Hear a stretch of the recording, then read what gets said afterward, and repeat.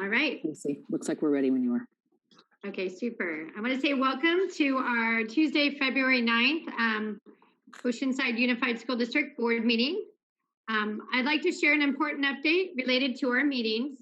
Starting tonight, we will be recording our board meetings and posting them to our YouTube channel. The video should be uploaded later this week and will include English and Spanish closed captions. You may also notice that closed captions in English are now available here on this Zoom meeting. Thank you to staff for working through the legal requirements to get these meetings recorded and posted online. You can access our YouTube channel by visiting www.oside.us and clicking on the YouTube icon in the top right corner. Hit subscribe and you will be updated when we upload new videos. So this will increase the accessibility. Thank you so much. I'm going to start the meeting with a call to order and roll call. So when I say you name board members, just say present. So I'll start with Vice President Eric Joyce. Present. Thanks. Clerk Raquel Alvarez. Present. Eleanor Evans. Present. And Mike Blessing. Present. Perfect. Thank you so much. Item 2B, public report of action taken in closed session. Item C, public employee appointment for the Director of Certificated Human Resources. The board unanimously voted to appoint Dr. Elizabeth Rabel-Blackman as the Director of Human Resources. I also need to report out for item D, conference with legal counsel, existing litigation, one case, 54956.9. The board unanimously voted to ratify a settlement agreement reached by the parties in OAH case, number 20201-00941, in which the district agreed to fund an amount not to exceed $36,000 for educational expenses and attorney fees, and resolved all issues in dispute regarding the 2018, 2019, and 2019-20 school year, and all prospective claims through the remainder of the 2020-2021 school year. All right, moving right along, we have student representatives. Item 2C. Student reps will be as follows: Savannah Horton from Oceanside High School. Go ahead, Savannah. Welcome. Hi. Good evening. Thank you, School Board, Dr. Vitale, and community members. I am proud to share what is happening at Oceanside High School. National Letter of Intent Day was Wednesday, February 3rd. Our AD set up a speaker and physically distanced chairs, and at 2 o'clock, our athletes signed their commitment letters in the quad. Our counselors have now begun virtually meeting with students in their English classes to make course selections for the next school year. Middle school students and their parent guardians have been invited to attend a virtual New Pirate Night on February 24th. This presentation will highlight clubs on campus, sports programs, and etc. ASB is asking seniors to share the post-graduations plan with us on Instagram. Pirates who will graduate in June are encouraged to send us photos that celebrate their achievements, such as college acceptance, military enlistments, job promotions, and etc. OHS will host the first athletic competition of the school year on February 11th. Our cross-country coaches have been working overtime to come up with a 3-mile course around our campus, and they did it. So staff has been instructed to bring chairs, snacks, and a mask for anyone interested. Coach Guillen is still looking for volunteers to help monitor the event. Thank you all for your time. We look forward to seeing you guys next month. Thanks, Savannah. Next, we'll have Isaiah Aguilar from El Camino High School.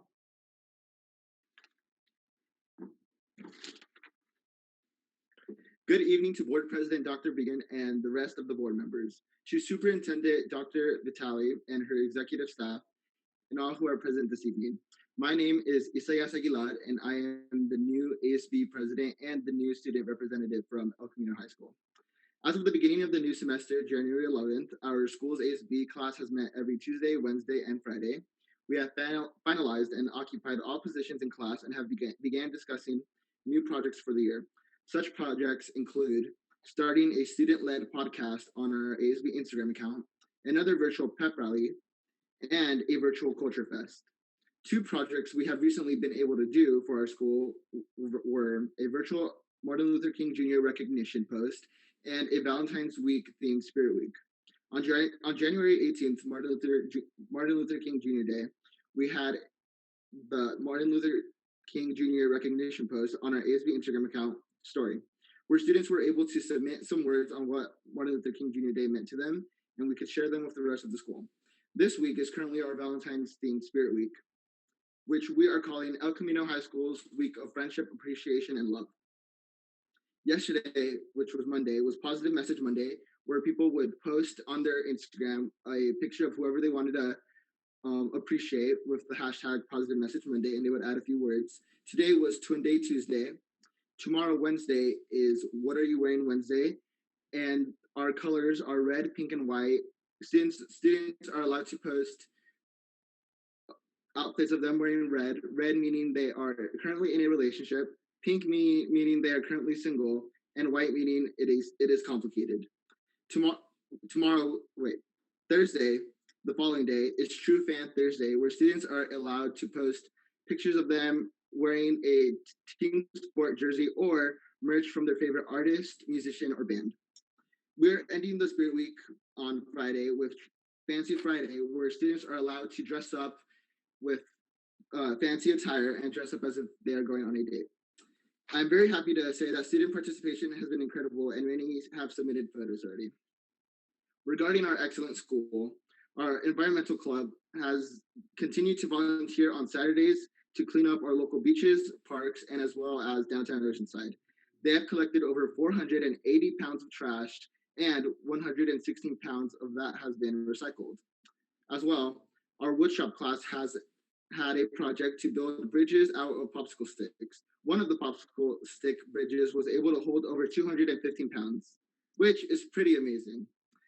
And two of our El Camino High School golf scholar athletes, Janae and Jasmine Laval, were recently featured in the O-Sider magazine in the O-Sider's Finest section. Janae and Jasmine are twins set to graduate with the class of 2022 and maintain 4.0 GPAs while excelling on the golf course. They also play in our school orchestra and are currently preparing for the U.S. Women's Amateur Floorball Championship. Finally, our El Camino High School is honored to share that Wildcat senior Christian Gomez recently recognized by the College Board National Hispanic Recognition Program for his scores on the October 2019 PSAT exam. Christian's achievement on this exam placed him in the top 2.5% of all students nationwide who identified themselves as one or more of the following: African American, Hispanic American, or Latinx, Indigenous, or who attend a school in a rural area or are from a small town. Congratulations, Christian. We are all so proud of you. Thank you so much for everyone's time. Thank you to the board, to everyone on the board and everyone on the executive staff. This concludes my time and my presentation. Thank you. And last but not least, Jada Folan from Surfside Educational Academy. Good evening, school board members. My name is Jada Folan, and I'm the student representative for Surfside Educational Academy this evening. Our Surfside Child Development Center ended 2020 with a contactless teen parent holiday gift drive. Teen parents were given assigned times to pick up their gifts, and 15 teen parents and 9 infants and toddlers were provided with gifts. A special visit from Santa took place as well. This was made possible by the Surfside Child Development Center staff. It took some planning and support from the administration and staff of Surfside, along with generous donations from the following organizations: Miss Annie Donner, Miss Kathy Muldrig of Seroptimus Club, Blue Wave Kiwanis, and Brianne Yazukoshi of Yazukoshi Family. In December, Surfside Educational Academy was the recipient of the Oceanside Barnes & Noble's book drive, during which customers purchased and donated new books for our school. We received enough time. We lost Jada. Sorry, I cut off. It's okay. Keep But I going. was saying that, okay, we received enough titles to start a school library, which will benefit students at all grade levels. We are grateful to Barnes & Noble's staff and customers for their Surfside High School student leadership will begin the Strength-Based Leadership Academy. Through this training, student leaders will participate in discovering their builder profile talents and work effectively change. The series includes one 90-minute kickoff meeting, 4 two-hour contact workshops, and 2 30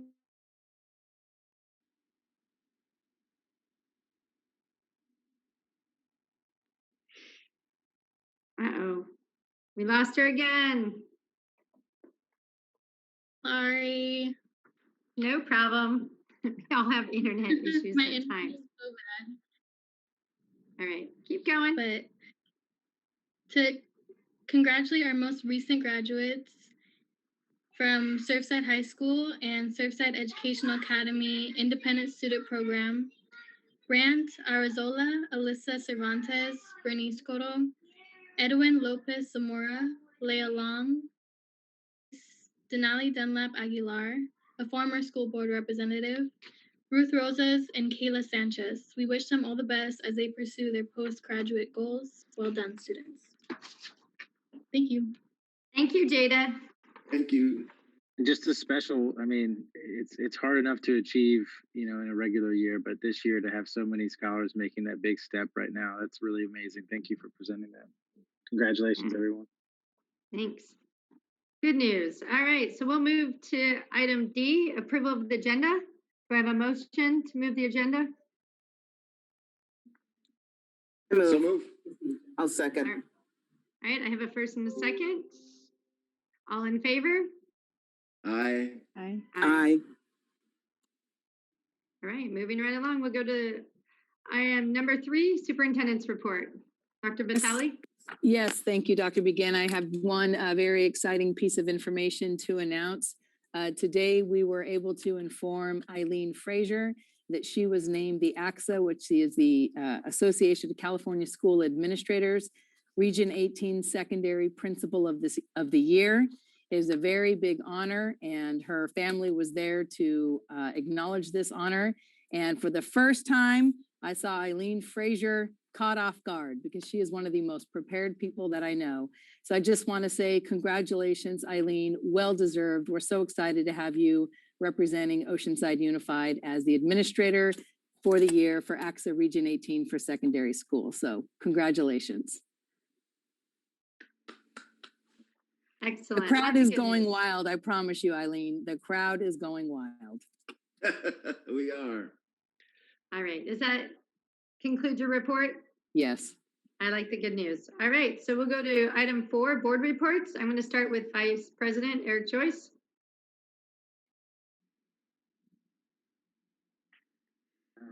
Okay, I just have two really brief things. Although there was a lot of meetings, I'm not going to report out on all of them. So there was a really big an equity conference down here in San Diego. The San Diego County of Education put on their own equity conference. And this year we had back-to-back award seasons, but we had the tremendous honor of having our own superintendent be presented with the Equity Champion Award. She has done tremendous work in creating board resolutions that acknowledge that OUSD is a safe place for all students. We know that this has been important work, and that's regardless of their immigration status, making sure that our LGBTQ students feel safe and have a supportive space and truly are supported on each campus. She supported our district in adopting ethnic studies for our first year, which is really exciting. And we know that there's a lot of work ahead, but there's a lot to be proud of as well. And Dr. Vitale, I want to congratulate you. You definitely worked hard for this, and it went noticed in our county especially. So congratulations. So I always, the crowd also is wild. I also always see awards as a recognition, but also as a challenge, because you can't. It's hard to take it without it. And so I'm really excited that our leadership team has doubled down on our commitment to moving the district forward and our equity work. And it's starting with a deep dive look at our own past practices and our own current practices, and really taking a strong look at that. So we have some initiatives that we're working on, and more to come soon. With that, it's a special moment until we get all of our curriculum straight. We do still hold a space in February for Black History Month, and with that in mind, not everything that is faced can be changed, but nothing can be changed until it is faced. So I will pass the mic. Thanks, Eric. And then I'm going to move over to Raquel Alvarez.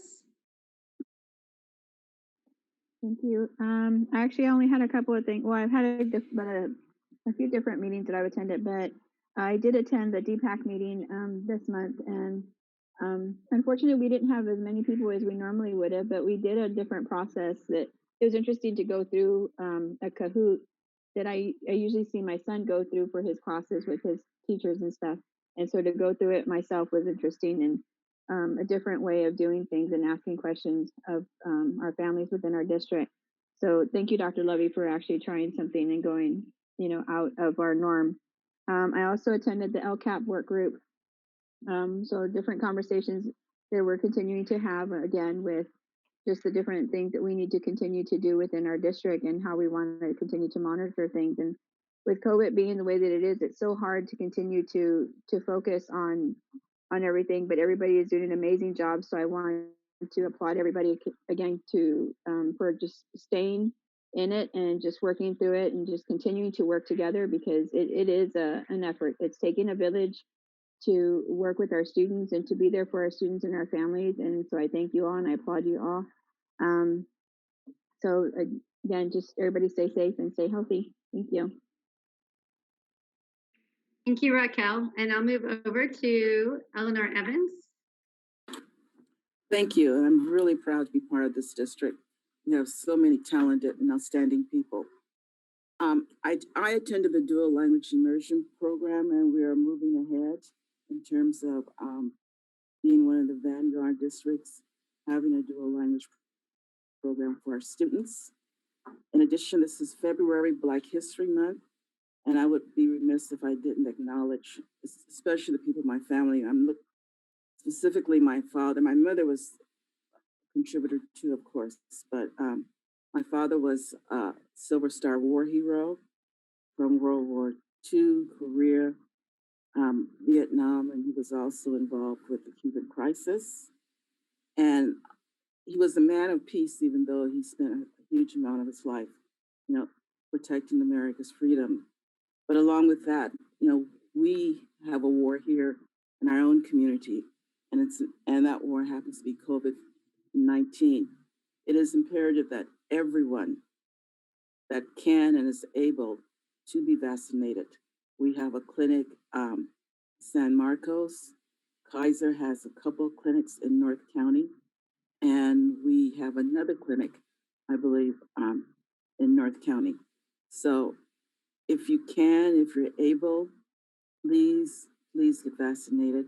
The sooner everyone's vaccinated, the sooner everyone can feel safe, the sooner we can get back to normal, including having our schools open, having our other businesses open. So please get vaccinated. Thank you. Thank you, Eleanor. And I'll go over to Mike Blessing. I just briefly want to echo the kudos to Julie for the Equity Award and to Eileen Frazier for the regional award for administrator in San Diego County. I can hear them roaring over at Wildcat Stadium across the way. So congrats, you guys. Super. And then I'll finish up. I attended several meetings along with fellow board members, the two-way bilingual immersion. I also have a child in that program. I attended the district parent advisory committee meeting and appreciated the opportunity to provide input.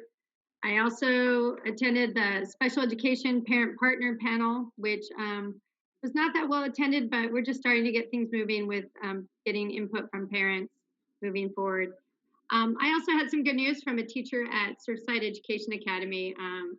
The elementary classes participated in the Great Kindness Challenge, and there were over 466 students who randomly shared acts of kindness at home and in the community. So I love happy news like that, and please continue to keep sharing those. So we're going to move on to item 5, general consent items. I'm going to pull item 5P for further discussion off the consent items for 5. So can I get a motion? Yeah. I'll make the motion. I'll second it. All right. All right, I got a first and a second for the general consent items. Any discussion? All right, I'll call for the vote. All in favor of approving general consent items minus item 5P? Aye. Aye. All right, motion carries 5-0. So item 5P is the award of RFQ/P 2021-021 Facilities Master Planning Services. So Dr. Vitale, do we have someone that can share what that is and we can ask some questions?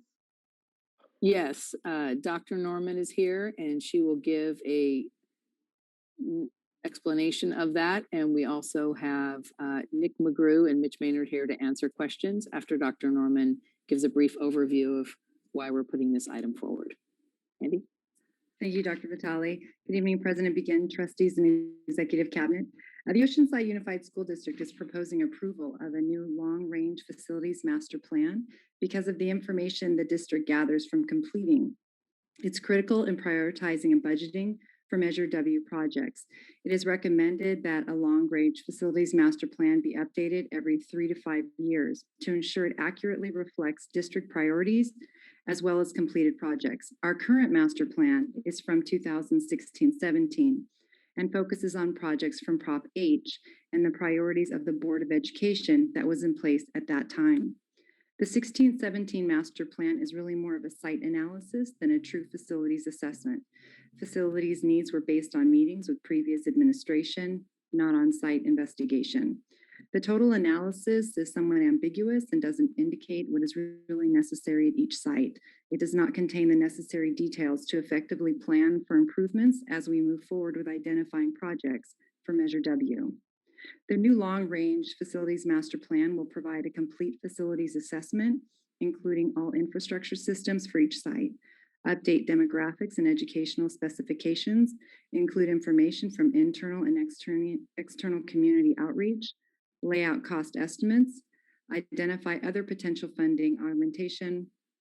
It will also be web-based and interactive, making it easy to update as progress is made. On December 9th, 2020, OUSD published a request for qualifications for facilities master planning services. 13 firms responded to the request and 6 firms were invited to interview with the OUSD staff. After review of proposals by district staff, the district recommends awarding this contract to the DLR group. The district feels confident about this selection because the DLR group's extensive experience providing facilities master planning services to school districts in our area. In addition, the staff is highly qualified, received positive recommendations from references, and is located in Riverside, California. The cost of this contract is $530,058 paid for from Prop H. The district anticipates the long-range facilities master plan to be completed this summer, and the first issuance of the bond could take place as early as the June board meeting. The bond would then potentially go to market in August of 2021 at approximately $50 million. When the long-range facility master plan is complete, staff will engage the Board of Education in understanding the plan and facilitate conversations to merge the priorities as determined by this plan with the thoughts and ideas of the Board of Education. We see that happening in a workshop format where the focus is solely on facilities and robust discussion and where the board can take place. Anybody have any questions for Dr. Norman or need further clarification? When you say that the plan is digital? Does this mean like it will be public facing, something that the public can go in and if they have questions about what our plans are for facilities? Exactly. I even researched this with Escondido Unified and looked at my old elementary school because they have a bond and they have the same process where you can see what the current site looks like and then you can see what the plans are right at there's a map, there's a major website, but then you can go to your own schools and see exactly what's planned for your community. I like that transparency. Yeah. I agree. If I don't have any more questions, I'll call for a motion to approve item P on the consent agenda. I'll make a motion to approve item P on the consent agenda. Do I have a second? All right, I have a first and a second. No further discussion? Or Eric, do you have? Yeah, I'm excited about the process that we're going to be undertaking here. I also am. I'm just glad that we're having this in public and that people know that we're looking at our district holistically and thinking about it from all the different angles, not just like what's the oldest building, let's go put money to that, but we're really thinking about what the future plan of our school district is facilities wise. That way we're wise investors. So I really appreciate this and I'm glad that we had a chance to talk about it. Stacy, may I just add one thing? We are still accepting applications for the Citizens Bond Oversight Committee.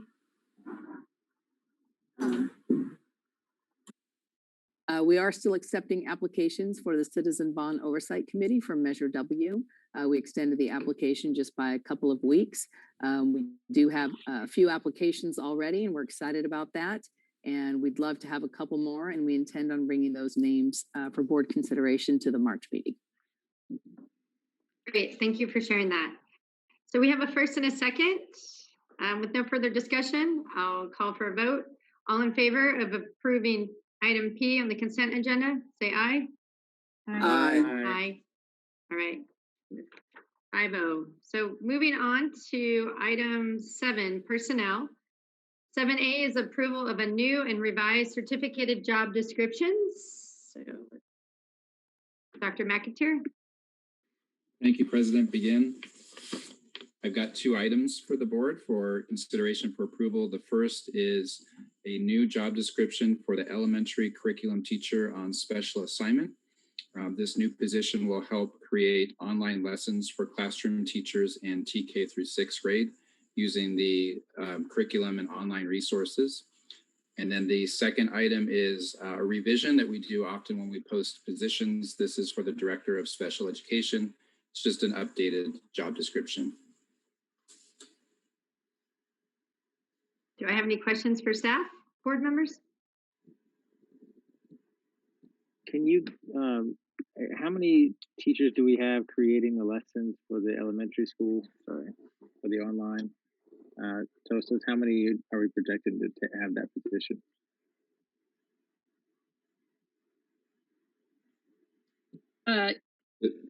Good evening. We only have one person in that position. I'm sorry, I apologize. We only have one person in that position at this time. The work so far has been done by our teacher leaders in a group to continue that work, but we want to refine it as we move forward. So it's a position for one person.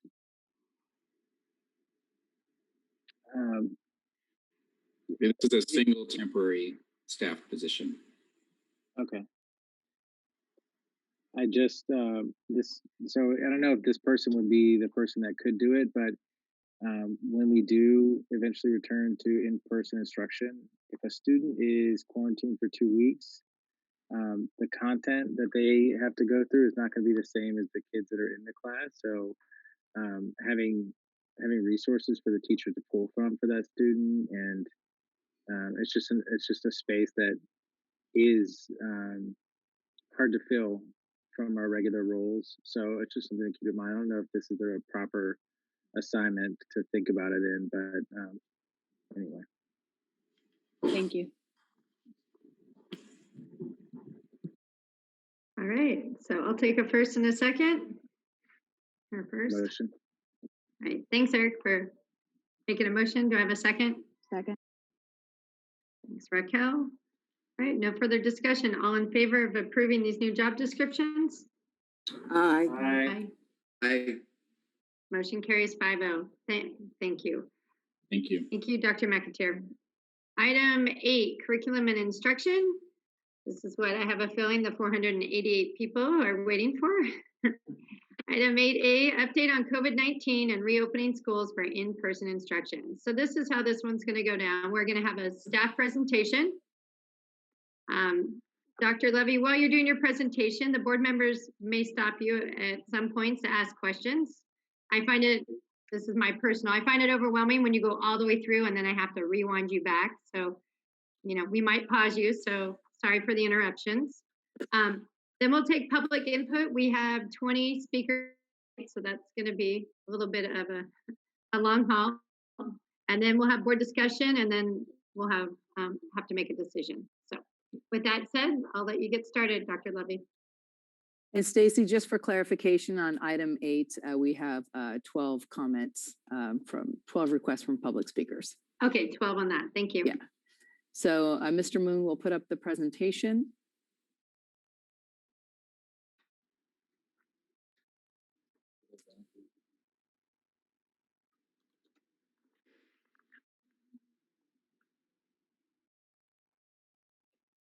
Ready, Greg?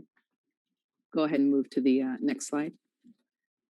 So we just want to remind the board at our January meeting, the decision that was made, and the decision that we made was to continue elementary schools in virtual learning until the county returns to the red tier, knowing that we may return in person anytime due to the fact that we were previously open while in the red tier.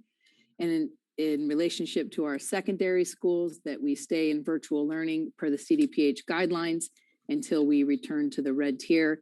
And we may not consider returning in person for secondary schools until we are in the red tier. So while we're going to give just a little bit of information on secondary schools tonight, our primary focus is on elementary schools, and our ultimate recommendation has only to do with elementary schools, since we are currently permitted to consider reopening our elementary schools for in-person learning. So there are some changes that have taken place since that January 12th board meeting, and on the next slide, you will see some of those changes. We had the ending of the regional stay-at-home order. We had new CDPH guidelines that were released 2 days after our last board meeting. We've seen a drop in our local case rates, and we'll get into some details about that. We want to share some more in-depth plans about our intervention process, both for this year and for next year, with an ultimate recommendation for returning to in-person learning for our elementary school students. So the end of the regional stay-at-home order, as shown on the next slide, really there was no impact to the rules around school reopening. It was mostly around business operations, salons, gyms, restaurants, and hotels. I want to remind everyone that the school reopening process, OUSD elementary students in PK5 may return to in-person learning at any time because we are previously open in the red tier. So some of the CDPH guidelines specifically that changed that have led us to make a new recommendation tonight. One of the first was around symptom and exposure screening. So in these next couple of slides, what we've provided for the board is references to the previous guidance and then reference to the new guidance. And these changes are what ultimately are leading us to our new recommendation this evening. So the bottom line on this one is that we're no longer required to conduct a health screening. I'm sorry, you moved on without me. May you go back? There you go. On this slide is that we're no longer required to conduct an on-campus health screening. We just need to have a system in place that is conducted at home, and we do not need to monitor compliance with that process. On the next slide, this is regarding classroom space. Prior to, it was 6 feet where practicable. And now we must, in good faith, try to have students distanced 6 feet from one another, and in no circumstances be less than 4 feet. We have looked at all of our classrooms with their current enrollment at half that number, and we have confirmed that our classrooms can meet this guidance. On cleaning and disinfection, as shown in the next slide, and I'm just going to take a minute and please excuse me, I don't like to read slides, but I'm going to read just the new guidance on this one to really help people understand how this has changed. Frequent disinfection, which was thought at the beginning of the pandemic to be a key safety component, can pose a health risk to children and students due to the chemicals used and has proven to have limited to no impact on COVID-19 transmission. Disinfection with specific products is recommended for schools after a case has been identified in the school, in the spaces where the case spent a large portion of their time. So that is a significant change. And then the next piece is that the desks or chairs do not need daily cleaning if only used by one individual during the day. And in elementary school, since it's been a while since some of us might have been in elementary schools, you will recall that students literally have their names on their desks, and we're only asking one child to sit in one desk and or chair. We have hired additional custodians for every classroom. I'm sorry, for every school, not for every classroom, for every school. And we will continue with the daily cleaning and disinfection of our school sites if indeed we resume in person. On the next slide, this is really around playground equipment and cleaning of outdoor structures. Play is not required between cohorts. We will continue to emphasize hand hygiene with our hand washing stations and our hand sanitizers. On the next slide, we want to give an overview of the funding sources that we've received associated with COVID-19 mitigation. And we're gonna just review some of that information and review some of those expenditures in the next 2 slides. Dr. Norman? Thank you, Dr. Vitale. This slide illustrates the COVID funding sources that OUSD has received totaling $18.3 million. Dates that are in bold indicate the timeline has been extended from when it was originally provided to us. AB 117 was awarded in March of 2020 to protect the funding of California's public school districts, providing clarity on which stated education laws are to be waived or altered. There is no current timeline on when these funds must be spent. I apologize, my video wasn't starting. Thank you. The Coronavirus Aid, Relief, and Economic Security, or CARES Act, was enacted in March of 2020. Elementary and secondary school emergency relief, or ESSER funded, was based on Title I from the 2019 attendance. The funding timeline for ESSER is March 2020 through September of 2022. Moving down into the blue area, we can see under the CARES Act, we have something called Learning Loss Mitigation Funds, and we've shared this with you previously. The methodology to allocate LLM funding utilizes 3 formula calculations. There's no requirement for LEAs to only use the LLM on the student populations that generated the funding. So looking at the first one, we have the Governor's Emergency Education Relief Fund, also known as GEAR. Along with that, we have the Coronavirus Relief Funds, and these were determined to be based on the district's number of students with disabilities ages 3 through 22. GEAR will continue through September of 2022, and CRF will end May of 2021. Next, we have CRF by itself. This one was awarded based on district supplemental and concentration funding. This funding will end in May of 2021. Lastly, we have Prop 98, additional contribution, and coronavirus relief funds. And these are based on LCFF entitlement. Prop 98 LLM funding will end June of 2021. Next slide. What we have here are budgeted allocations. So we took the 18.3 million and we estimated how we would need to utilize the funding based on the needs of our students and our staff.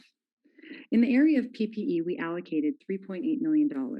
Some examples of PPE items include the MERV 17 air purifiers, masks, sanitizers, plexiglass for students, staff desks, and offices, as well as electrostatic backpacks.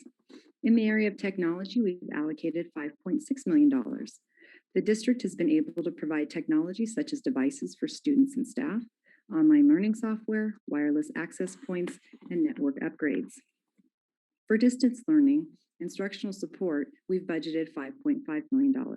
Examples of support the district has made available are APEX online learning licenses, math, ELA, and social emotional learning curriculum, and at-home classroom supplies. Lastly, the district has budgeted $3.4 million for temporary staff. Some of the temporary staff include positions such as an additional custodian at each of the sites to sanitize classrooms using the electrostatic backpacks, intervention teachers, nurses, cohort supervisors, and virtual support teachers. Thank you.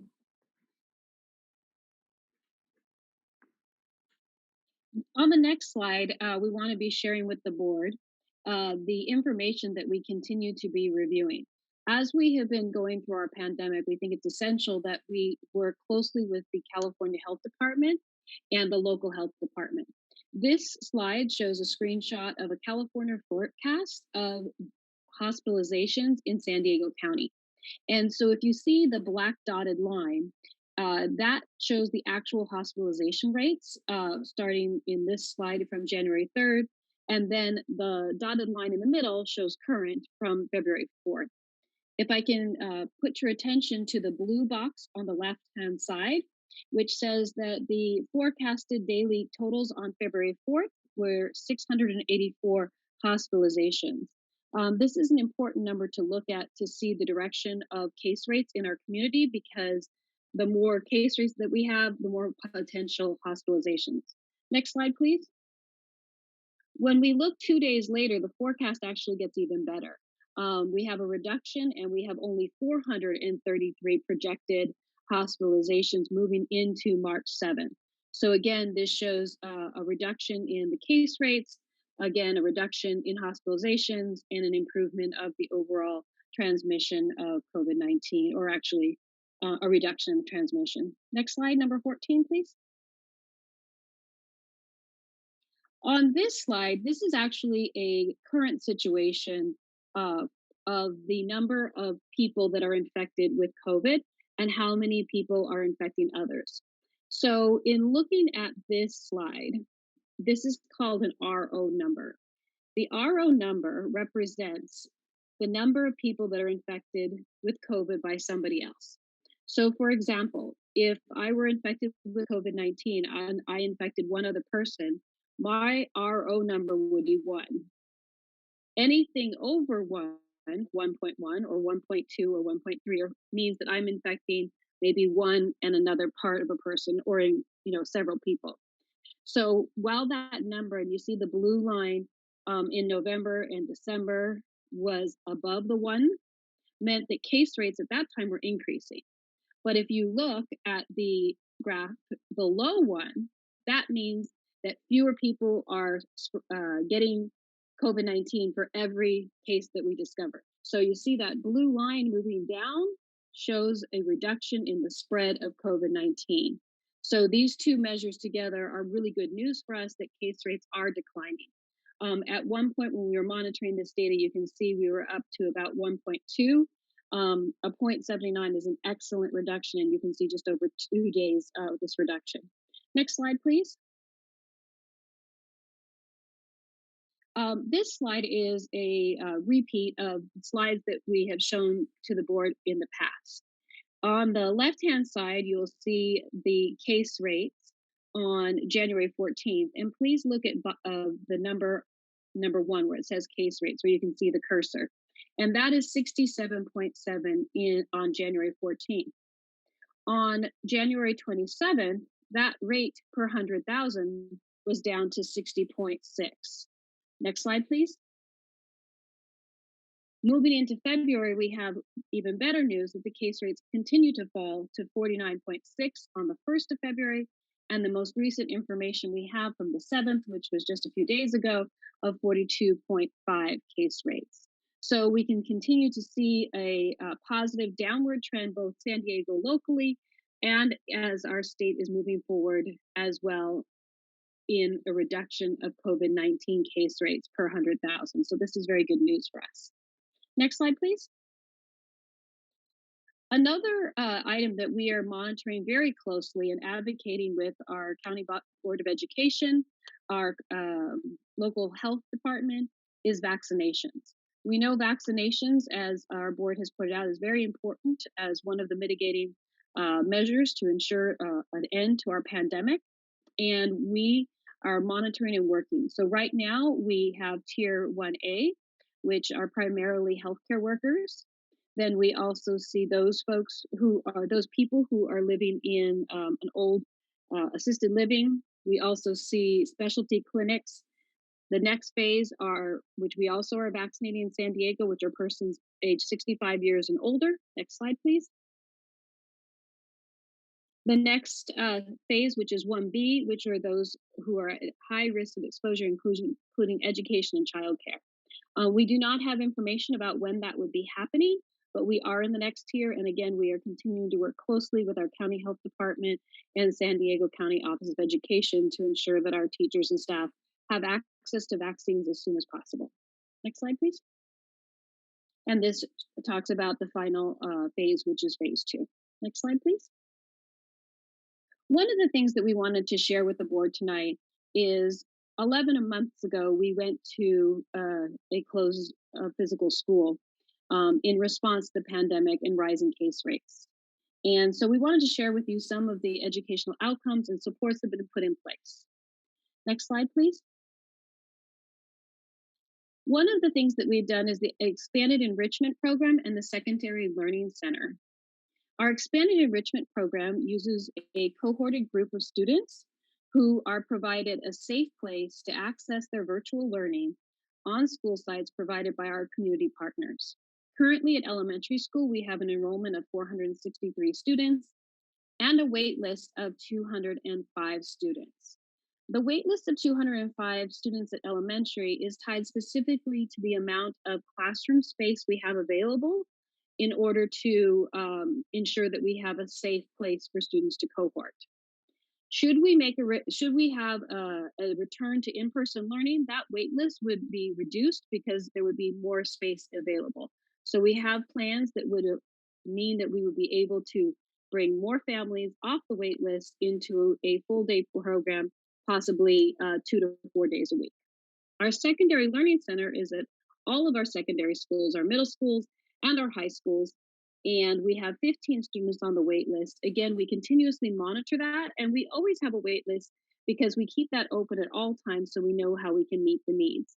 As certain students leave the program, our providers reach out to those on the wait list and add new students to the cohort. Next slide, please. We're also happy to talk to you about athletics. CIF put out some new information about sports. So this graphic, as you can see, is color-coded. There are purple boxes, red boxes, orange boxes, and yellow boxes. And what these boxes represent is the tiered levels that we are in the blueprint for a safer economy put forward by the state. Purple being the most restrictive category, which is what we are in now. Red being the next most restrictive, and then orange, and then yellow. So you can see in the purple boxes, we have boys and girls cross country, swimming and diving, girls golf, boys and girls tennis, and track and field for boys and girls. These are the purple tiered sports that, based on the science, are the ones that allow for the most physical distance and have the most least likely to result in a spread of COVID-19. And so we're very excited. Both of our high schools, on the next slide, we'll talk about the students, unique students who are participating in athletics. Next slide, please. So at El Camino, you'll see we have boys and girls cross country and boys and girls swim for a total of 81 athletes in season 1 sports. And in a few days, we'll have golf, tennis, and track and field opening up for 95 additional athletes. At Oceanside High School, we have 46 athletes in boys and girls cross country, boys and girls swim, and in a few days, golf, tennis, and track field, 65 additional athletes will be participating in approved purple tier sports by CIF. Next slide, please. On this slide, I want to stop for a moment and really talk about the heroic effort that our entire community has made to engage students in learning over the past 11 months. Our teachers have moved their curriculum online. Our parents have sat with their students many, many hours. Our caregivers, our guardians have done everything they can to support their students in their learning. We have had virtual concerts. We've had students be able to build things in woodshop. I had a preschool teacher share with me the other day a child who, for the first time, is writing their letters as they're drawing. So we have a lot of things that we can be proud of, and I really want to acknowledge the hard work of the teachers, the principals, our entire staff, along with the parents, guardians, and caregivers to make sure our kids are learning. And so on that, I also want to share with you our iReady reading assessment. On this slide, it shows our district-wide iReady reading scores from last year and this year. If you look at the right side of the slide, this year's students who are at Tier 3 at risk was reduced by 5%, and the green on-track tier was increased by 5%. So you can see that there is a growth in the 2021 growth of our students' reading scores. Next slide, please. This slide shows a grade level comparison of students who are in each of the tiers. The green tier being students who are on track for grade level proficiency. The yellow tier are those students who are approaching it. And the red tier are those students who are most at risk of not meeting grade level standards. And with our iReady scores, this is our window 2 comparison grade from last year to this year. Out of the 9 grade levels displayed, 6 of the 9 grade levels had higher or more students on track in green this year in reading than they did last year. And especially impressive are our middle school results with 6th, 7th, and 8th grade students showing an increase of 6th and 7th increasing by 3%, and 8th grade increasing 2% year to year. Next slide, please. This is the similar slide, but this is our math achievement. This slide shows our district-wide iReady math scores and the placement in each of the tiers from last year and this year. If you look at the right side of the slide, this year's students at the Tier 3 at risk was reduced by 3%, and the on-track green tier was increased by 5%. Next slide. Again, this is our grade level performance in mathematics. Looking again at this slide, the 9 grade levels displayed, 4 of the 9 grade levels had higher or more students on track in the green tier than last year. And especially impressive are our kinder and first grade results, with first grades with a 9% increase on students on track, and at middle school in the 7th and 8th grade, increase in students on track by 2%. Next slide, please. We're also very pleased that since the beginning of this year, we've been able to provide credentialed teachers to provide both appointments and drop-in support for our students during virtual learning. These are our virtual support teachers. Next slide. We wanted to share some data with you about which students and which subjects are being assisted the most. What we find is a majority of our students are students in TK through 5 who are getting support with math and reading. We have other students who are in middle and high school with mathematics is our next highest, in secondary for 6th and 8th, and also our advanced math. Next slide. This slide shows the number of sessions by grade level. You can see 5th grade has the highest number of sessions from our virtual support teachers, with the lowest number being our 9th grade students. And you can see that these are individual sessions by grade level. Next slide, sorry. And just wanted to share with you, these are our virtual support teachers who are again available, and we encourage everyone to take part of this. In addition to what we have been able to offer, we are also offering a daily 2-way bilingual immersion support in Spanish so that students can maintain their Spanish skills. Next slide, please. So during our first semester, we had over 25 sessions 418 students have accessed the virtual support teachers, and again, the two-way bilingual immersion support. Next slide, please. So throughout the COVID-19 pandemic, we have been thinking very deeply about the health and safety of our community students and staff, and the educational outcomes. And how do we balance these two things to provide the best possible outcomes for our community given the current situation? So the next slide I want to share with you is our current schedule for return to hybrid learning. The reason that we are considering a hybrid learning is because of the importance of creating that physical space in the classroom, as Dr. Vitale talked about. Our classrooms can accommodate about half of our typical roster in the classrooms with the space of approaching 6 feet, but no less than 4 feet. So in our current schedule, what we did is we had put, when we were back in-person learning back in November, we had Group A, which were students who were seen on site on Mondays and Tuesdays. Wednesday was remote, and Group B was seen on Thursday and Friday. Next slide.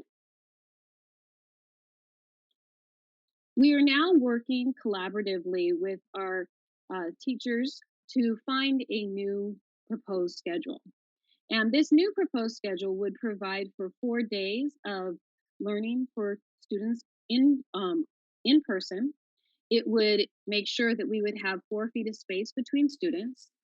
As Dr. Vitale said, our newest CDPH guidelines do not require the cleaning between cohorts as long as children are sitting in different seats.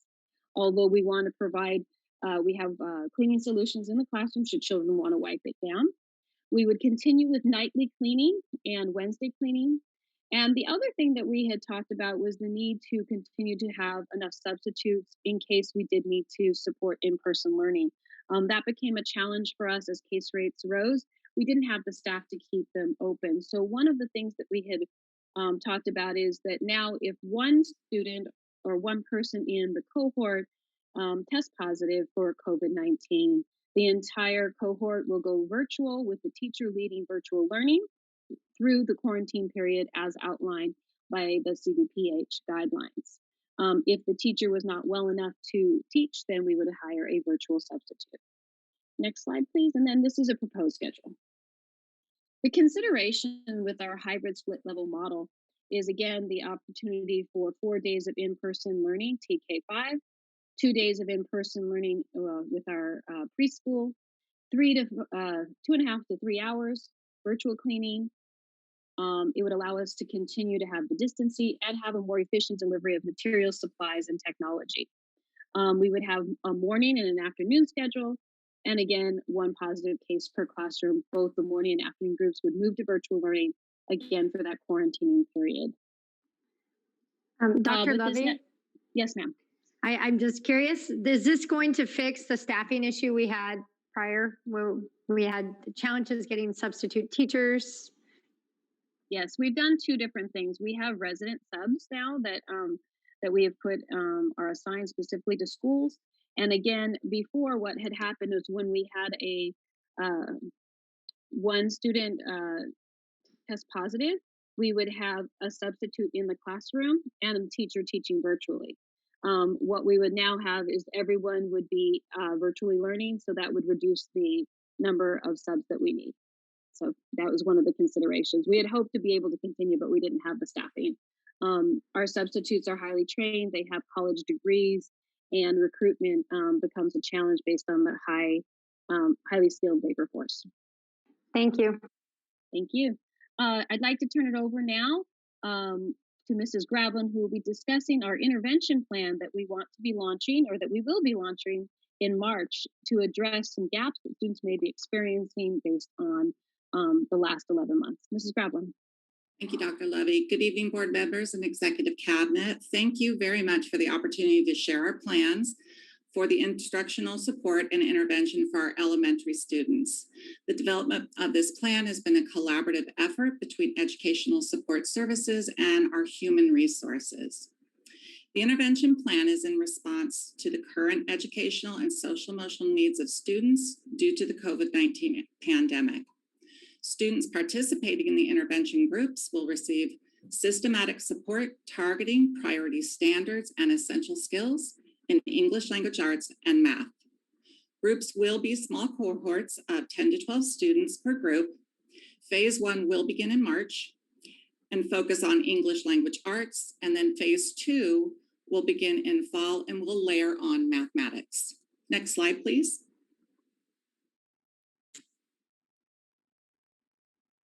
There were 78 individuals who were interested in the position of intervention teacher for Oceanside Unified School District. We interviewed over 40 candidates, and 30 candidates were offered positions.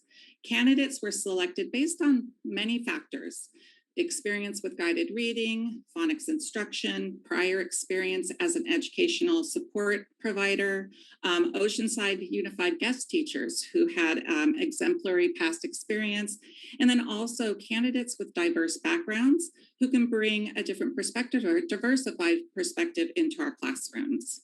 Next slide, please. Our teachers, of course, will require training as they onboard with us, so professional learning opportunities will be provided. Along with our onboarding from our Human Resources Department, teachers will receive carefully crafted training in classroom management, English language arts and math curriculum implementation, ELD instruction, and social emotional learning. Intervention teachers will collaborate with their colleagues during PLCs, professional learning communities, and participate in site-provided professional learning. Next slide, please. Specific materials were purchased in alignment with our core adoptions of Benchmark Advance and Go Math. Learning modules are designed to address foundational skills in English language arts and math. In the early grades, ELA curriculum will focus on phonics, phonemic awareness, fluency, and comprehension. Grades 3 through 5 will focus on priority standards to build comprehension, reading across texts, fluency, vocabulary, and citing text supports for opinion. Math curriculum will focus on priority standards and essential skills. Student growth and progress toward meeting standards will be monitored by our intervention teachers. And we're also looking at the transference of skills so that students, what they are learning in their intervention classes then transfers into their regular classroom environment, their standard classroom. This will happen through collaborative effort of our classroom teachers and our intervention teachers. Our in-person instruction, next slide, please. Got ahead of myself. Our in-person instruction, we are planning to work in 3- and 6-week intervention sessions using current data from our universal screener of iReady. We'll look also at teacher formative assessments and student work performance. Site teams will determine individual students to attend each session. Priority will be given to our students with unique learning needs, including students with IEPs, our English language learners, homeless and foster youth, as well as students who might need additional support with school engagement. Next slide, please. So here's a sample day for an elementary student coming into our intervention program. Again, the times would be varied based on the school and the needs, but we'd start with a whole class meeting, and this could be something like a community building event. We would go into whole group work. And so in this example, we're looking at systematic phonics instruction. Then we would look at some individualized and small group opportunity for guided reading and independent practice. And then we would go into possibly a writer's workshop with a connection back to our mini lesson in phonics. And we would like to offer enrichment in these classes as well. So we are looking at programs such as Meet the Masters, which is an arts program that helps to build on oral language skills and vocabulary development. Okay. Real quick, is this virtual or is this in person? Thank you. It will be in person. So our plan is to offer in-person sessions, and then also the possibility of, in the beginning, offering some virtual to help support students in smaller groups. But for the majority of this will be in person. Thank you, Ms. Alvarez. So I'm just going to throw something out there. So students in Group A, they attend school 7:45 to 11:30. Then they would transition into this if they were receiving intervention. So if I'm a Group A student, I would come in the morning to my Group A core class. So I would receive my core curricula. I would have my lunch, and then I would pick up my intervention in the afternoon. B would be in the reverse. Thank you, Dr. Begin. So I'm sorry, functionally, because this is blowing my mind a little bit on the functional side. if you're picking 10 to 12 out of your class, are they all going to be in your A group then? We're looking at the cohorting of students, so we will have to consider who is in Group A and Group B as we're cohorting, and we're focusing on a grade level at a time. So we're going to be starting with our second graders and looking at placing them into their two separate groups. So you have 2 teachers per site, Mr. Joyce. Mm-hmm. They will each have 10 to 12 students in their A group, and then 10 to 12 students in their B group.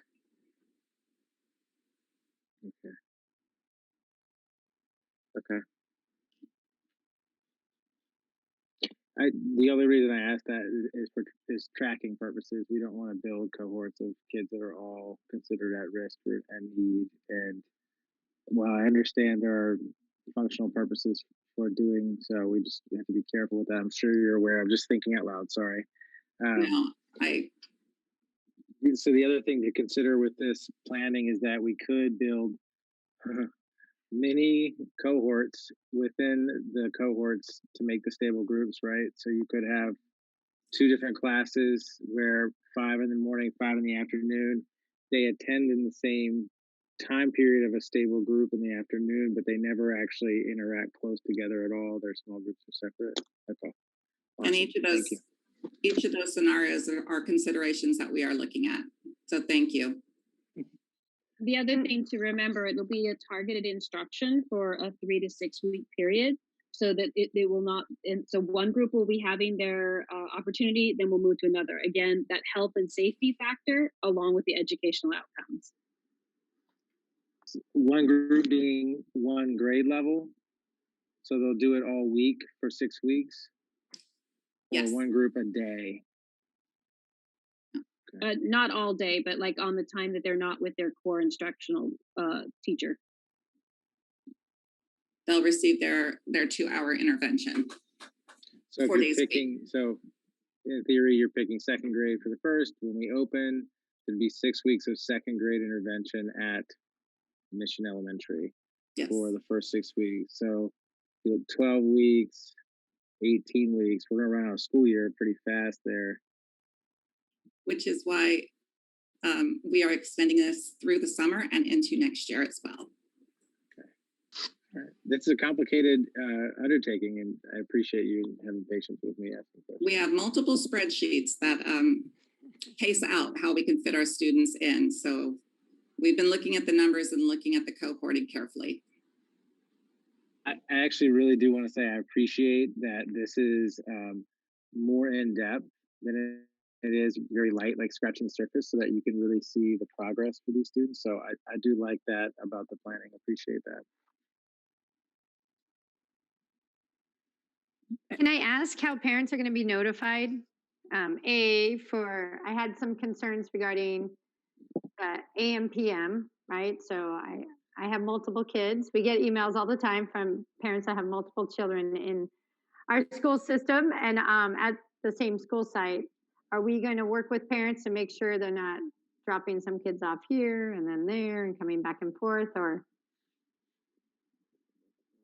So, Dr. Begin, we already have an A and B cohort worked out. So whether we continue with the Monday, Tuesday schedule or the Thursday, Friday schedule, students will be in A and B. And so the whole family has already been put into that based on what the principals have done. For the cohorting group and for the intervention piece, this would be additional time. And it would be possible that perhaps if you have a second grader and a kindergartner, yes, the second grader would stay for a longer portion of the day.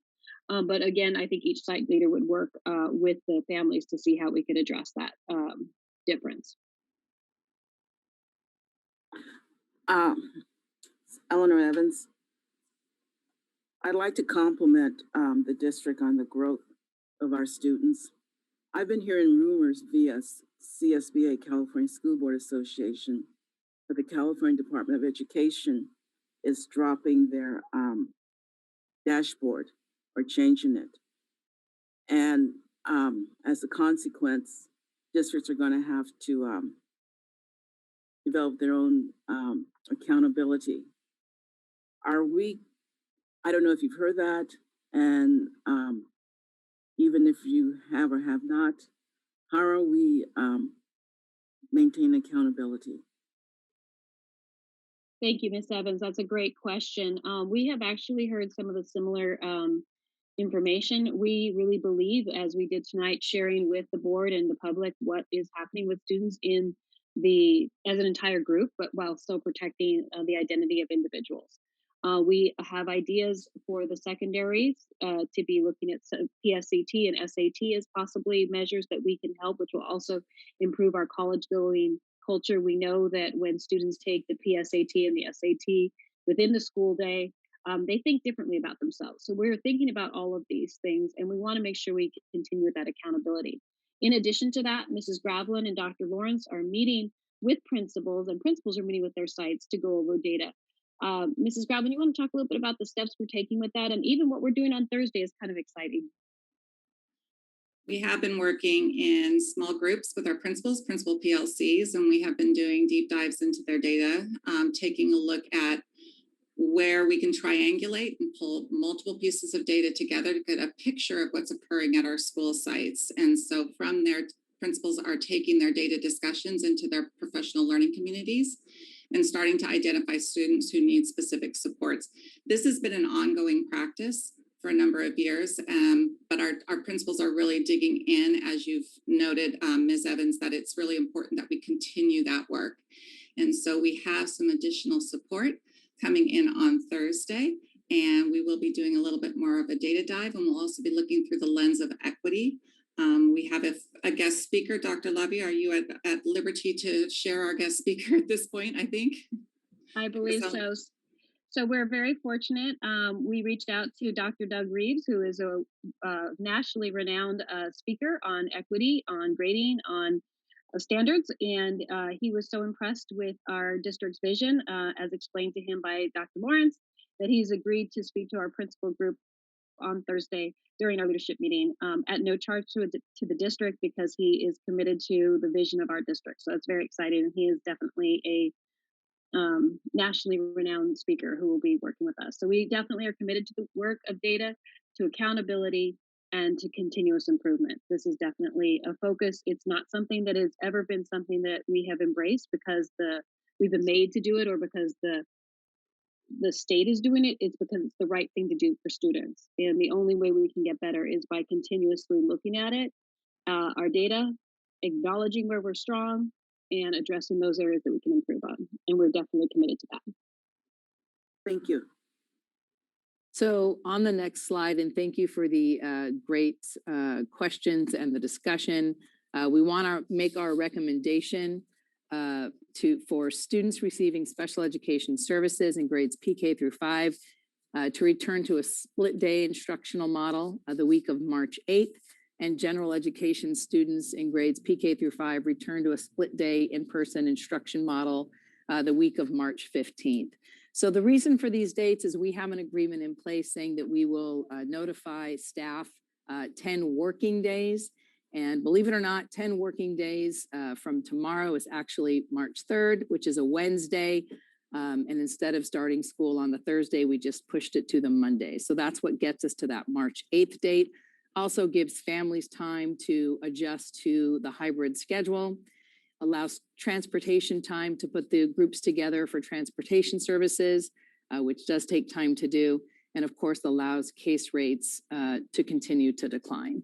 So Dr. Begin, that ends our presentation with our recommendation, and we're happy to field additional questions or conversation.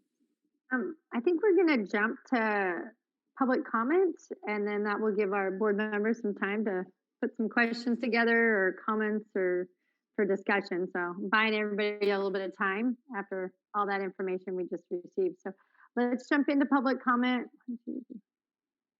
We have quite a few, actually. So I'm going to look at my board members. Does anybody need a break, a 10-minute break, or do you want to keep going? No, I'm okay. All right. All right, let's keep going. We'll start with public comment. Anne? Okay, our first one will be Elaine Kiswick. And I just wanted to remind, we really appreciate public comment, emails, hearing from our stakeholders. I ask you that you limit your comment to 3 minutes. There'll be a timer on the screen and we will stop you at the end of 3 minutes. So Elaine, you're up. Hello, my name is Elaine Keswick. I've spoken before on behalf of my daughter, Coral, who attends a special education class in the district. At last month's meeting, I shared the great disparity between the surrounding district special education preschool schedules. They are full-time or very close to full-time, and OUSD's schedule, which is currently 0 hours of cohort class time, with only limited in-person appointment times being offered. I continue to hear from the district that we are trying to balance the health and safety outcomes with the educational outcomes. You have pitted safety against in-person learning as if the two cannot go together. There's an increasing amount of data, including data from San Diego County on the countless schools that have been open, many since September 8th, that show that the schools are not major sources of outbreaks.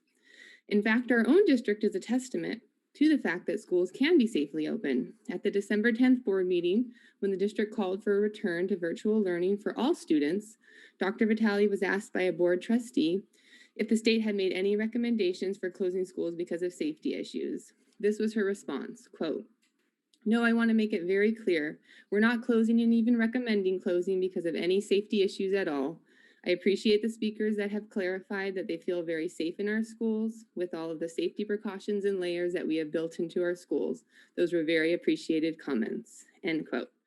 So if the schools were safely open in December, according to Dr. Vitale, and case numbers are lower now than at that point, why aren't our kids back in class? Our students should not only be back in class, but they should be back in class for more time. With a little flexibility, hybrid schedules can be modified so our students, including SPED preschool, can get more in-person hours per week. I'm glad to see a different schedule proposed. That was really awesome. I hope that preschool sees 3-hour days, not even just the 2.5 hours, because it's still only proposed for 2 days a week instead of the 4. The new state guidelines make it clear that simple cleaning between cohorts is all that is needed.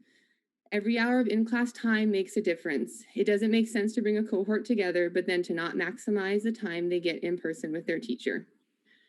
Board members and district representatives, I want you to know that tonight, if you make the decision, the choice to deny our most impacted students access to their free, appropriate public education through in-person learning, you are responsible for their long-term outcomes. Kids in special education, like my daughter, English language learners, the youngest learners, you are shaping their future, and it is not for the better.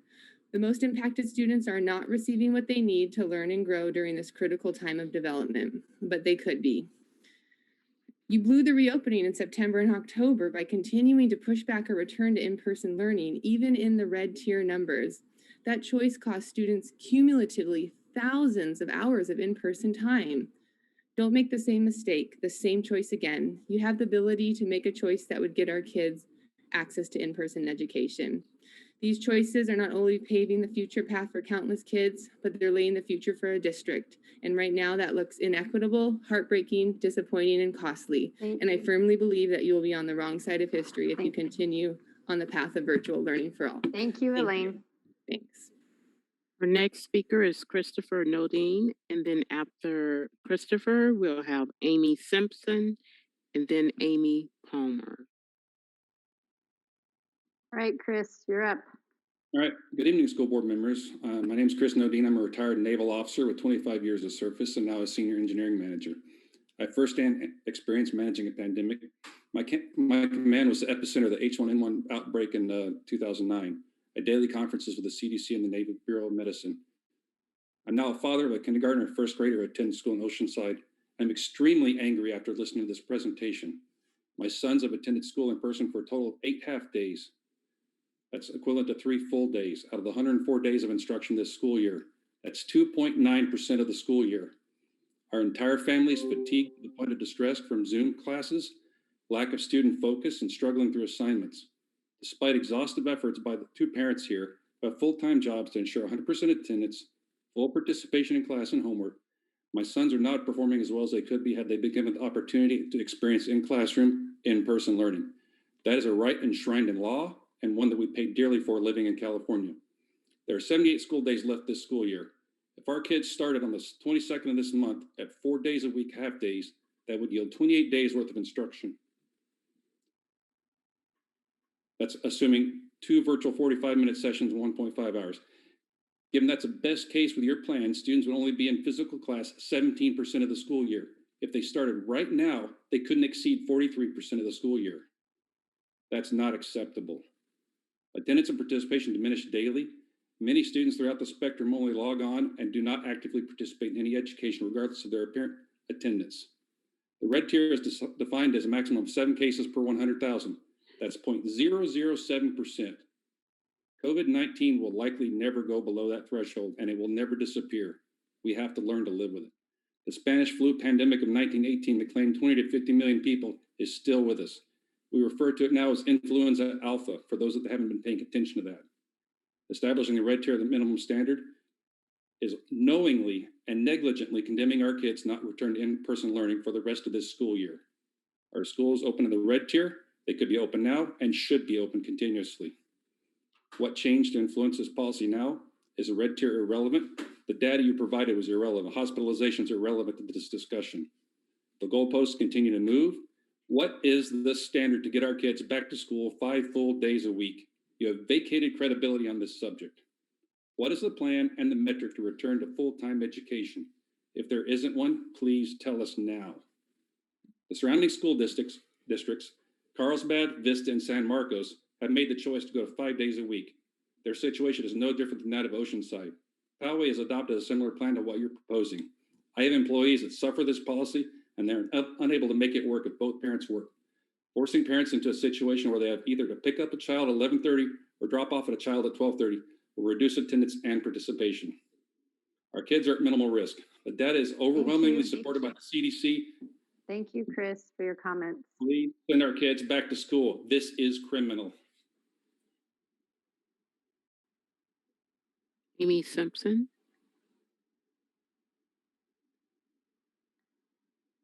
Good evening, board and Dr. Vitale. I'm speaking on behalf of my 2 sons who are both kinder students and also special ed students here in the Oceanside School District. I know some of the issues you had brought up in regards to some of the funding. It says, how are we going to be held accountable for these funding that you guys received from the federal government? Who is going to be held accountable for that? Also, you said you hired new custodians that were recently hired. Well, what are they doing now? Our schools aren't even open since there's no school. What exactly are they doing? Why can't we allocate some of that federal funding to subs to raise their pay so to make our district more attractive for subs to be a part of our school district? Why can't we follow other districts around us and their action plans? If I know for a fact they've had, they didn't have subs and they found ways to take that class out and put them, have them quarantined online until they were able to come back. Why can't we do the same? We have other school districts all around us, all with their plans back in. Why can't we use and talk to them, follow some of their action plans? I commend and echo both what Elaine and Chris have just spoke of. These are unprecedented global pandemic, and we all understand that. But we as parents need our children back at school. My son, who is in special ed, has fallen behind as far as one of his IEP goals is socialization. He has fallen so far behind that he now has outside imaginary friends. He has not been seen one time at our school. And I know as of back year of September of 2020, our special education students were supposed to be back at school at least a few hours. We have not. That is illegal and going against our IEPs. My kinder son, who's never been stepped foot in a school except for those 3 weeks I believe we had, he has fallen behind. He screams and cries all the time, throws fits, because he doesn't understand. He can't understand. His own teacher expressed concern to me about him learning and maybe even not even being able to pass on to first grade because he doesn't know. We as parents are asking you and would like to see us, we want our students back, not 2 half days. We want them back full time, 5 days a week. They need to be seen with their teachers. They need that interaction. The growth they had for that small time was amazing. They all did amazing. We're all asking you, please, to listen to us. We need to make this move. And also, Dr. Vitale, I have something for you. You stated back in December at our last board meeting that one of the reasons you wanted to close schools a week before we had our winter break was because you were subbing at South O Elementary School. You, as a person of the district representing our students, it is your job to fill in as needed. We are in a global pandemic.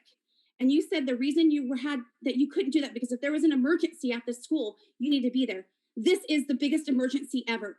Our students need you and our board to step up and meet us. Thank you. Thank you, Amy. Next speaker. Amy Palmer. Very good. Very good. That was excellent. Hi, Amy. Superintendent. By now, I'm recognizing the face in these meetings, but you never look up at the parents pleading for their children's mental health, do you? Look at my face now. I have spoken many times about your inability to put our kids first and do the right thing. Yet you still seem to ignore the science you say you were following. So here I am once again to plead for my children's right to attend free and equitable public schooling because my kids are not learning anything in virtual school. First, let me remind you of what I deal with on a daily basis at home. Most days, I ask my children to sit and pay attention to their Zoom classes at least 30 times in 2 hours. That's 1 hour for my son and 1.5 hours for my daughter. Most of the time is overlapping. I ask that my son follow along with the teacher and do the same work at least 4 times per Zoom class. He has checked out. He's not learning. He simply is staring at the screen impatiently, waiting for it to be over so he can go back to playing video games. Without sports, without the daily movement and engagement inside a physical classroom, without local parks and play, my son's behavior has spiraled. He lacks motivation, he lacks engagement, he lacks physical movement because everything is closed, and we don't go to parks and playgrounds because most families don't wear a mask there because it's outside. In school, they wear a mask. We're exhausted, frustrated, worn out, and angry. My son is not the only one like this. There are countless other parents out there who, if given the proper notice, access, and time, would tell you the same. I've signed up for public comment countless times, and it takes me a good 5 minutes every time to remember how to log in and sign on. You don't make this easy. I'm also dismayed that you chose to showcase your hand-picked students every meeting who are doing so well with this learning model instead of finding a way to help those who are falling behind and not being properly measured because of the lack of interaction on a screen. I read article after article daily about schools that are open and working with minimal spread, how major science institutions are saying it's safe to return to school without full vaccinations, and I bawl every day. I can go on and list more of your shortcomings, but you only allot 3 minutes per person and give a plethora of excuses at every meeting with no solid plans. I've lost faith in this district, and if plans to reopen do not move faster, you will lose my children from your district. I will tell every incoming spouse to this military base that your schools are the worst in the 100-mile radius around this base, and highly encourage them to seek enrollment elsewhere. I greatly encourage you to take this warning to full consideration for in-person schooling, as it is every student's right. Do not make the wrong choice again by choosing your feel-good safety measures over the mental, emotional, and social well-being of the students you're supposed to be serving. Think about it. Next 3 speakers will be Amanda Molosky, Todd Madison, and Vanessa Bennett. Hi, Amanda. Hello. Hello to all of the parents, staff, board, and community members attending tonight. My name is Amanda Masowski. I have 2 children in OUSD, preschool special needs from Gavin, and my typical kindergartner, Wyatt. I want to start by saying that my frustration and concern is the district and the board who are feeling our kids. It is the moral, ethical, and legal obligation to provide appropriate education to our students, and they're not. My boys' school, Del Rio staff, teachers, and parental help have been extremely great in accommodating to the best of their abilities. In fact, their special teacher, Mrs. Fox, is one of only a couple of pre-K district-wide who is volunteering to do in-person sessions with some students. This one deserves more than praise and recognition. Amanda? Yes, she's just doing her job. She's going on beyond what most are.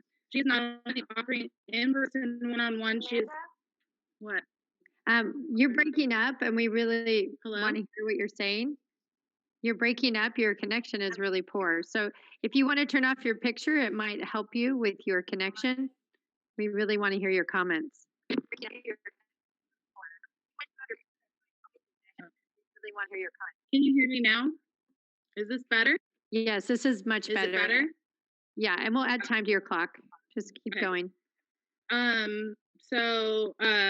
don't know where I was at. So the teacher, Ms. Fox, is not only offering in-person one-on-one, she is also still offering her daily Zoom schedule to students whose parents are not interested in doing in-person learning.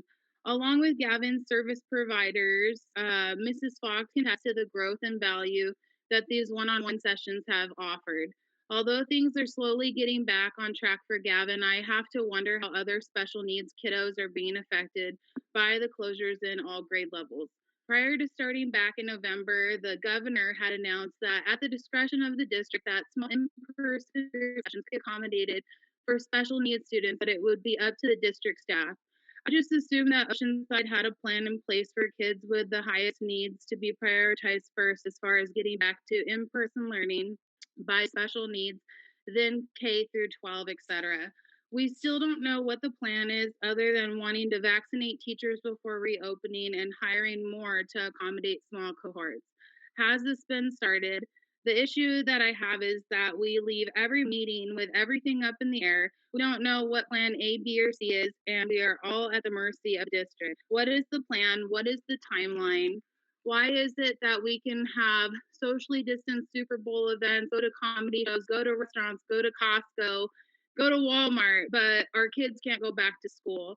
All surrounding city schools are back full time. Temple Heights and Presa and Lake Elementary are all located physically with addresses in Oceanside, but are Vista Unified, and they are all back full time. They're not in small cohorts of groups of 12. They're back to 25 students per teacher. And I'm just wondering why Oceanside Unified is so special. What's the difference, and what's the delay? Thank you, Much Amanda. extra time. Thank you. Next speaker, Todd Madison. You're up, Todd. All right, thanks. Hi. So our district has now had over 11 months to figure out ways to reopen safely. We're finally getting 4 half days for elementary only. Thank you for that much for what it's worth. In addition to time, our district has received tremendous funding. 18 million is outlined today, but no mention was made of the 13 million expected to come from funding approved by Congress at Christmas. Then there's 20 million to fund the education of about 1,500 kids that are not actually being educated. That's a total of $51 million, which is an astonishingly large number, with potentially tens of millions more on the way from the federal government. We've seen study after study showing minimal risk, including a recent study done in North Carolina schools, as well as data from virtually every local district that has gone back to in-person learning. It's not surprising it's so safe given the tens of millions to spend on precautions. Half-time is better than no time, but apparently all that funding is not enough to bring our kids back to full-time school. More money for schools is never enough because, as we've seen many times well before COVID, most gets spent on adults, not on kids. We have a great active group of parents here that think differently. They have the odd idea that education and mental health of our kids is important. And they can look at all the studies, all the data showing extremely low risk to people under 60, likely 90% or more of our staff, and all the data from local districts that have reopened with minimal issues. They recognize when they're hearing scare stories, like the recent frenzy over Escondido finding 99 infections 2 days after reopening. Our parent group is smart enough to understand that all the Escondido district is doing is identifying cases that already exist in the community, and we thank them for finding those cases and allowing those people to quarantine. Performing that community screening is a nice side benefit of having your schools open. We do not expect our board to listen to those parents, however, because our board does what it always does, protect the interests of the district, not the interest of parents and kids. District first, not kids first. Who cares about 15,000 kids? Our board cares about 1,500 employees, far more than that. Always have, always will. Parents who disagree with that are urged to keep up their advocacy, as we've seen here tonight in this meeting and today outside of the district headquarters. There are multiple active Facebook groups here: Oceanside Families for Reopening Schools, Informed Parents of San Diego, and the Oceanside Parent Network are a few of them. Parents can also join the effort at a higher level. The Parent Association is helping put together parent groups through North County to share resources and support legal actions where they can help. Go to parentassociation.org or search Facebook for Parent Association North County if you want to join that effort. That's parentassociation.org. We understand our board and our district are not willing to do anything to upset their special interests, even if it would benefit our kids, but we're going to continue that fight because they're our kids. Thank you very much. Next speaker. Vanessa Bennett. Vanessa Bennett is not in the room, so we'll move on to Chrissy Powers.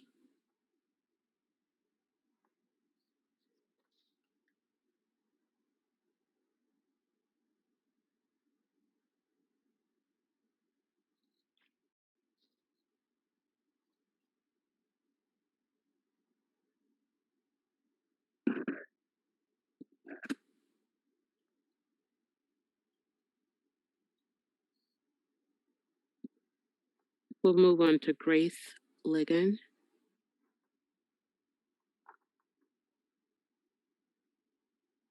Hi. First, I just want to say thank you for giving me the opportunity to speak. I want to introduce myself. My name is Grace Ligon. I'm a senior at El Camino High School.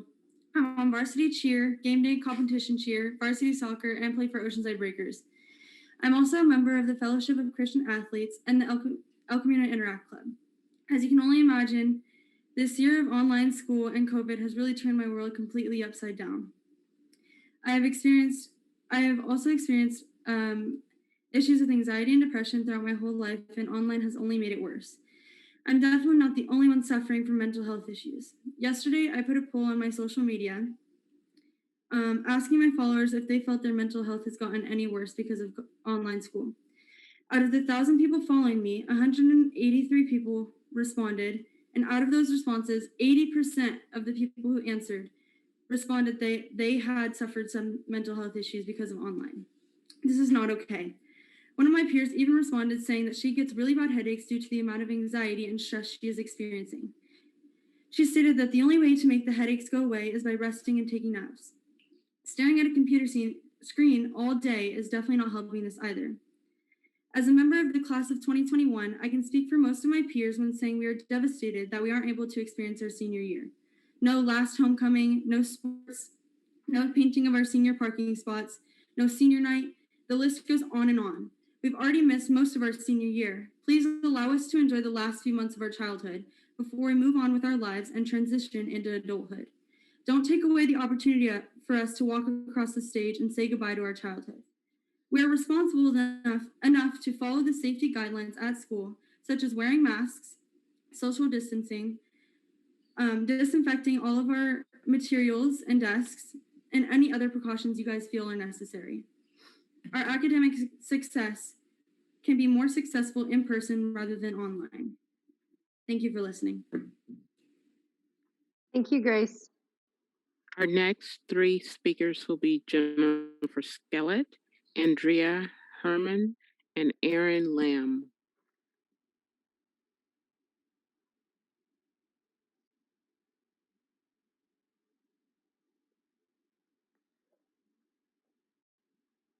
You're up.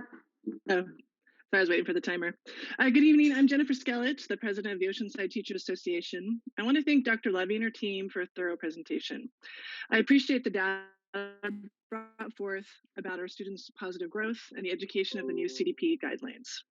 COVID-19 has changed just about everything, including how we instruct our students. I want to thank our teachers and staff for working above and beyond to deliver the highest quality instruction possible during these unprecedented times, and to applaud our students and families who continue to weather the storm as we navigate this extreme global pandemic.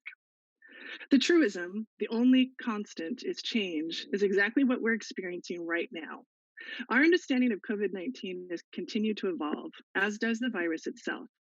Last March, we were told that children appeared to be immune and questioned whether they could transmit the infection to others.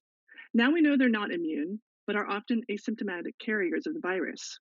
We know that as of February 4th, 2.9 million children have tested positive for COVID-19. We know that as of last week, 117,000 new child cases were reported, a 10% increase from the week before. We know that we've lost over 1,200 children in this disease. As the pandemic and the virus evolve, there are even more that we do not know, or there is even more that we do not know. Which of the new, more easily transmitted strains of the virus will become prevalent in our area? And what will their impact be on hospitalization and mortality rates? Will vaccines remain effective? Will there be long-term health consequences? We just don't know. But the one thing that has been made clear and remains true is the physical social distancing continues to be the most effective way to stop the spread of this virus. There's a lot of anger and finger pointing in the media right now. And this puts a lot of stress on our local school boards and it puts us in a very challenging position. It's really important to know that OUSD and ODA have been working together to make things safe for our students, our staff, and our families. We think the next step for a return to safe learning and working conditions should be prioritizing vaccine distribution for teachers and school site workers. It won't prevent every case of COVID transmission, but it will likely prevent serious illness and death. It would also prevent an endless, chaotic cycle of bouncing back and forth between distance learning and hybrid learning models. Earlier this month, within 2 days of Escondido schools reopening for hybrid, about 100 students and staff members were placed in quarantine. Our students and families need consistency and stability. They need to know that the plans they make today will continue to work for them next week and beyond. We thank you as you continue to place the safety of our OUSD community as the #1 priority. Please continue to monitor the community transmission rates and send us back when it's safe to do so. Thank you. Thank you. Andrea Herman. Andrea doesn't appear to be available, and so Aaron Lamb would be up next.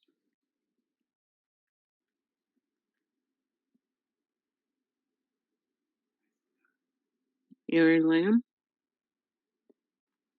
All right, Aaron, you're on. Okay, can you hear me? Yes. All right, get the opportunity to speak here as we've been sitting here as a family frustrated for over a year with the situation, as I hear most people are. I have 5 kids in Oceanside School District, 2 in high school, 1 in middle, 1 in elementary school. We're a military family. Usually it's kids. My husband's often off and gone and very busy. This has been the worst school district we lived in our military career. And I was told the opposite moving in. I have been so very disappointed in the amount of ignoring parents that I've heard as I've watched all of these meetings. And the majority of the parents want to go back, and the school district seems to not listen. So my kids are all in this Zoom for hours a day, and I'm watching them deteriorate. And it's not good for anyone. I adore their teachers, and they're doing their very best. But we get online in the morning, and we get to hear the morning messages at the high school as they have all these other clubs that are clubs of choice for some reason that get to sit together and talk to these kids who are sitting at home alone and never get to see any other kids.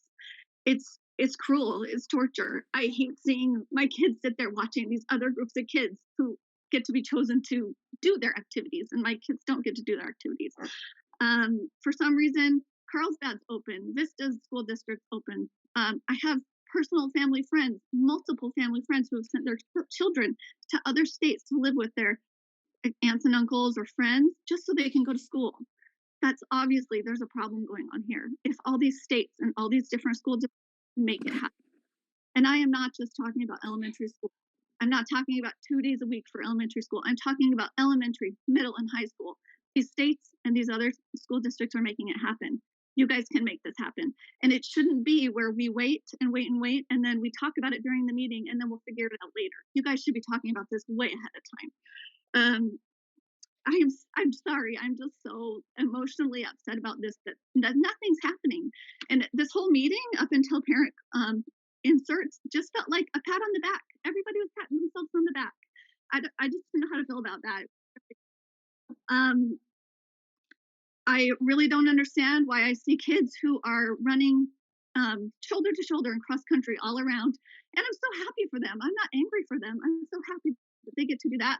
But for some reason, marching band can't be a thing because these kids couldn't space out in the parking lot and, you know, practice their instruments, but be separated. They could do that. But some reason there's picking and choosing who can do what. And most kids can't do anything. This needs to change for elementary, middle, and high school. It's not working for anyone. Kids are deteriorating emotionally. I love the high school student that spoke up. Please listen.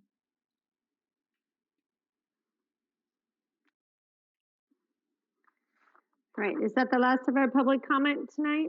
For this item, yes. I thank everyone for sharing and joining us on Zoom and providing the parent comments.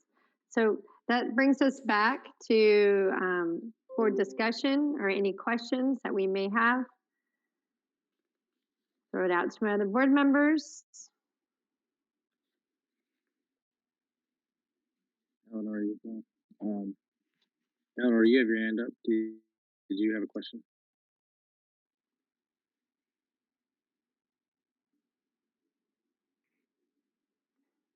Okay. I had some questions. So, Dr. Levy, we're using the iReady assessments to show that growth, which is great that we do have some growth to show, especially from our yellow. It looked like from our yellow band to our green band. So I just was curious, do we know what percentage of all of our kids have taken it? Is that like 70%? Okay, you do. Yeah. If you look at the screenshots, we find that it's pretty, when we compare year to year, kindergarten has the lowest rate of year to year students who are taking it.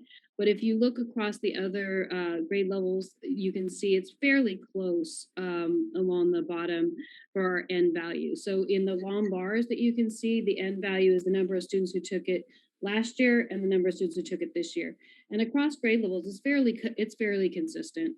There is a decline. It is not all students, so we do recognize that some students were unable to take it or didn't take it, and that could in fact impact our scores, but we wanted to use a sample measure anyway of who did take it. So yes, that's a great point, and we did notice it especially in kindergarten. There was a discrepancy, but some of the others were quite consistent. In fact, right along with our enrollment, because we do have a little declining enrollment, which would account for some of the differences.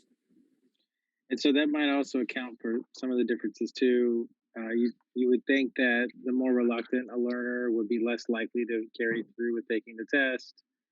So just to give a little bit of voice to that idea that this is great. I'm really happy to see that we have a lot of growth happening. We have a lot of learning, which we already knew. Our teachers are amazing. They are having learning happening, but there are certain kids that may not have been captured in this, and grade-wise may not have been captured in this. And then also that red triangle is definitely the one that didn't see the most growth. So that's another like really big reason for us to be thinking about targeted interventions, just like we are through this spring. So that's great support. And as we were, as Mrs. Gravlin and her team were building out the intervention project, we definitely were looking at those numbers of the students who are in those tiers and who specifically are the students who fell within those tiers, along with those students who were not engaging at all. So if we had no score at all, we are definitely looking at them based on multiple measures, including their daily attendance, what their teacher knows, and also the outreach that's being done by home visits with student services with Dr. Sparks and his group.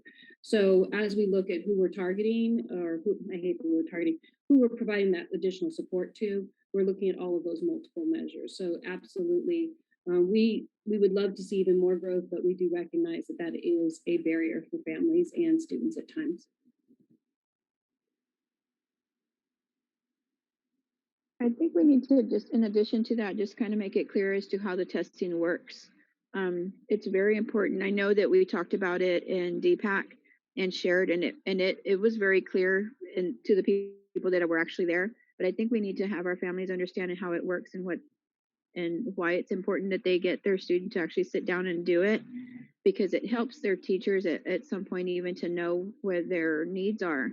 I know in our house, it was important to know and the struggles that were happening so that we could get that, additional tutoring going and things like that. So I think that's important to share also with our families if we can.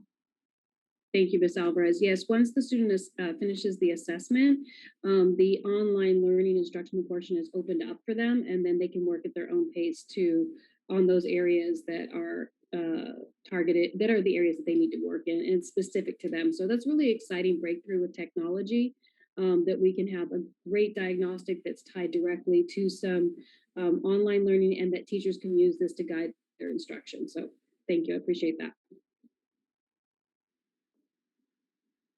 So going back to the slide with the virtual support tutors, yes, I can't remember the number of students. I think it was 400 and something students had accessed it, and I think that's about 2.5% of the district. Is that math? Yeah, I'm doing math. Somebody needs to check my math because that's never. It's not a good thing at 8 o'clock at night for me to be doing math, but so I think that's a pretty small percent of our total kids. So I'd like to hear more about that either now or in our next meeting about how those sessions look and how in need they are. I know we had a lot of fifth graders that looked like accessing it, and not a whole lot of freshmen accessing it. It also seems to line up with some of the things that we've seen as far as grades being difficult, especially with advanced math and middle school math, and being really, really challenging areas for kids to do in a virtual environment. So there may be targeted supports that need to go into place in the secondary levels, especially if we're not looking at bringing kids back in person at all anytime soon. So I don't know if you have anything additional to add to that. We can definitely look into providing you more details on specific students and subject matter area. I think your math is very close to that. And again, we do have 5 full-time people who are working on that. And so while it's 418 students, some of those students might have come to maybe 10 sessions. Some might have done 1. So what we really want to be doing is thinking about that. And then I know that the principals are pushing that out in their morning messages, in their messages to families. I know our communication department has been pushing that out. So again, we definitely will think about that and be able to bring some more feedback about how we can even make it a more robust system for our families. If we went to our new schedule with in-person learning for elementary, would we then shift those resources to secondary and only? Would those teachers move into maybe directly supporting secondary? The virtual support teachers, the 5 teachers that are currently listed in the virtual support. We had not, right now they are able to serve any students who reach out. And so given that, we would take a look at that and maybe look at how that could happen. One of the things we strategically did was make sure that they were available in the later hours so that students were not taken away from their core instruction. So that's one of the things that we did to address this time. So we'll definitely look into that. But again, we would want some of those students who've had that support and that relationship still be able to access it. But definitely look into that and how we can make that more visible for our secondary students.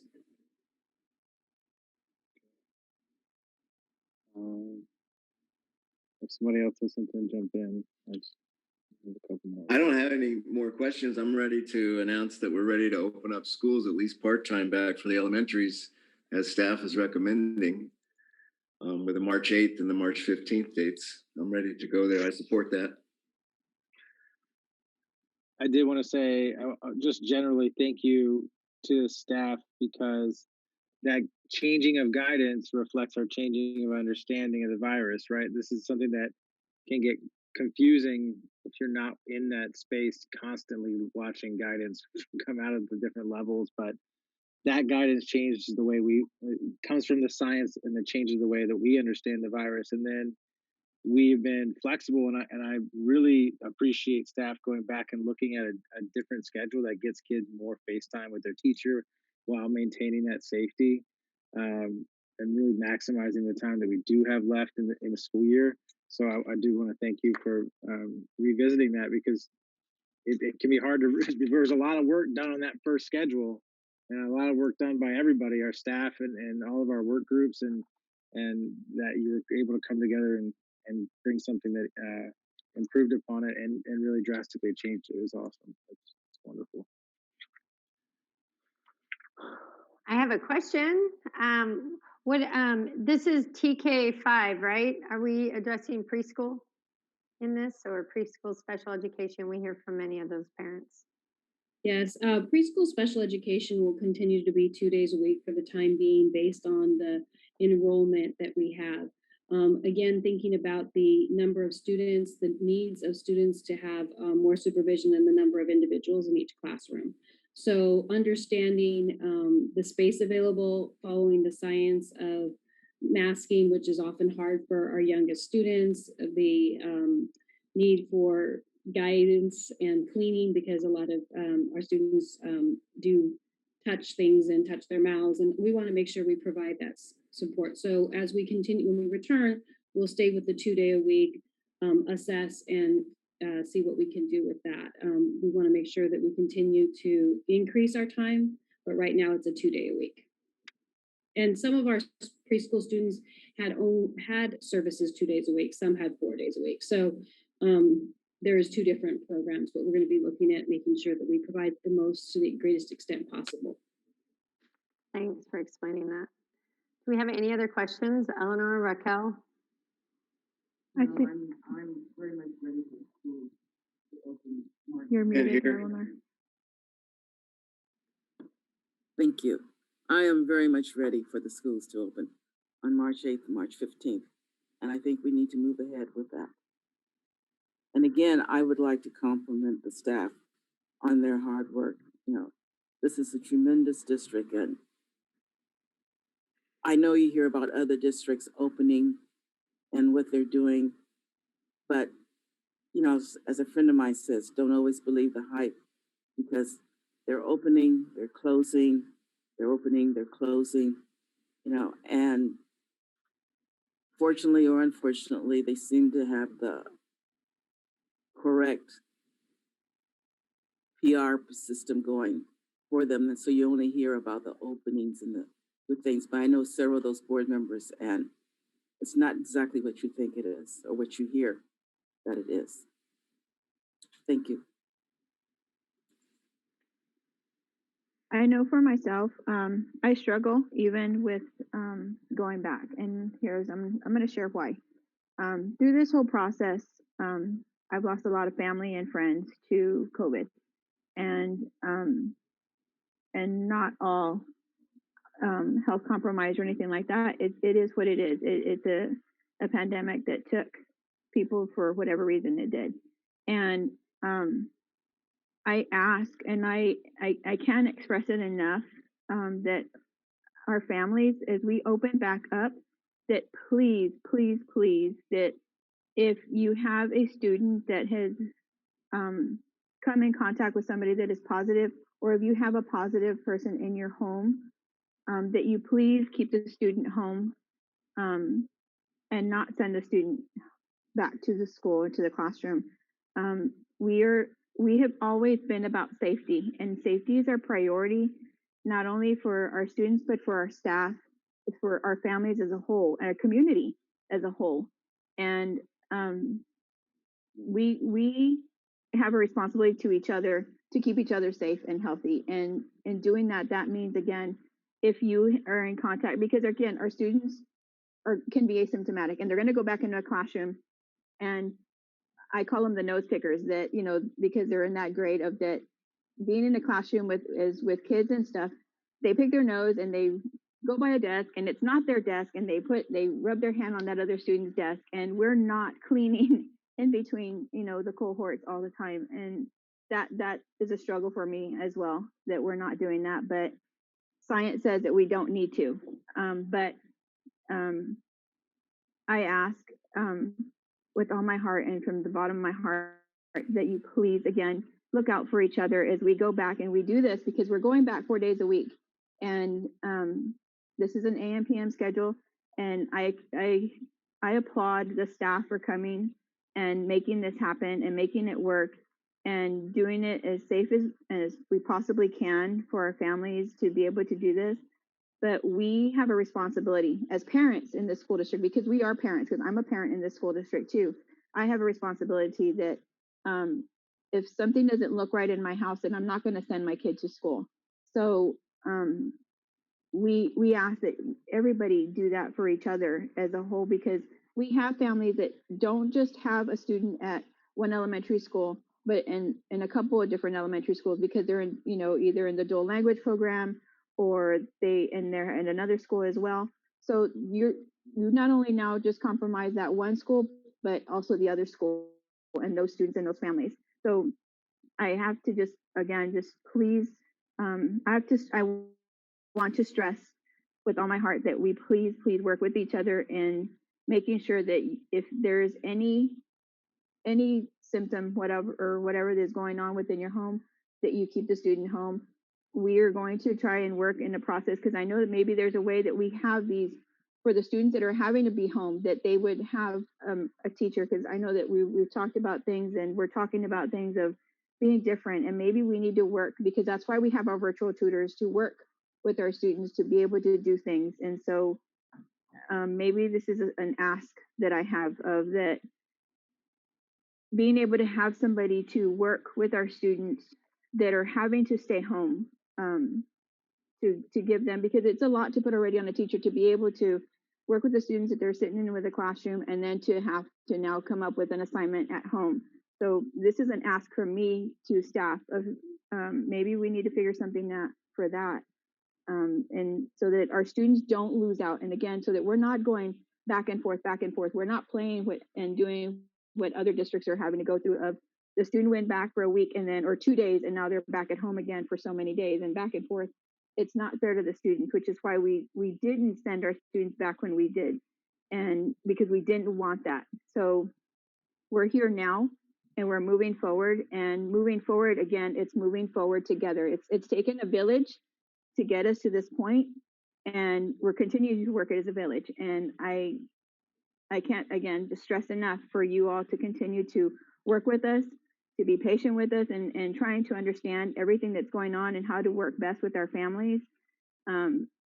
This is a difficult process, and I can't, as a person, I don't want you all to have to tell your child, I'm sorry, but your teacher's not coming back today, or for a certain amount, or ever.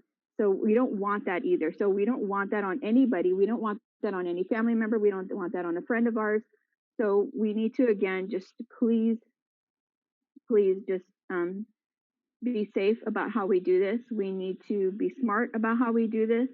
And again, I thank staff for working through this and giving us a great plan to get our students back in, because it's been a process. It's definitely been a process, and I applaud you all for that. So thank you for the amazing update that you've given us, and let's just go forward from this point. Thank you. Sorry, I'm not quite there, because I know once we move on from this topic, COVID is not on the agenda anymore. So I did have a question. We can currently bring our middle schoolers back for some cohorting. Are we looking at doing any cohort, or do we have any right now? First off, any cohorted learning on middle school and high school campuses? Yes, we have our secondary learning centers where they have support in a classroom with adults as they access their virtual learning. And those run every single day in the mornings. And then we also have different groups, as some of our parents had pointed out, like the CIF that I talked about, they come back to campus to do that. And then those are some of the groups that we have. So as we've looked at this as our first phase, we definitely are always looking forward. Dr. Lawrence, our director of secondary education, is constantly in contact with the principals at the secondary level, constantly involved in countywide meetings about secondary return as we work together collaboratively to think about that educational piece. So the CDPH guidelines that came out on January 14th actually created some new challenges for us. While they assisted us with elementary, they did create some new challenges at secondary that all districts are working through right now. So we're going to continue to do that. Dr. Lawrence is continuing to keep his eye on the ball on that, and how do we expand those cohorts as we can safely, and also to address the social emotional needs of our students.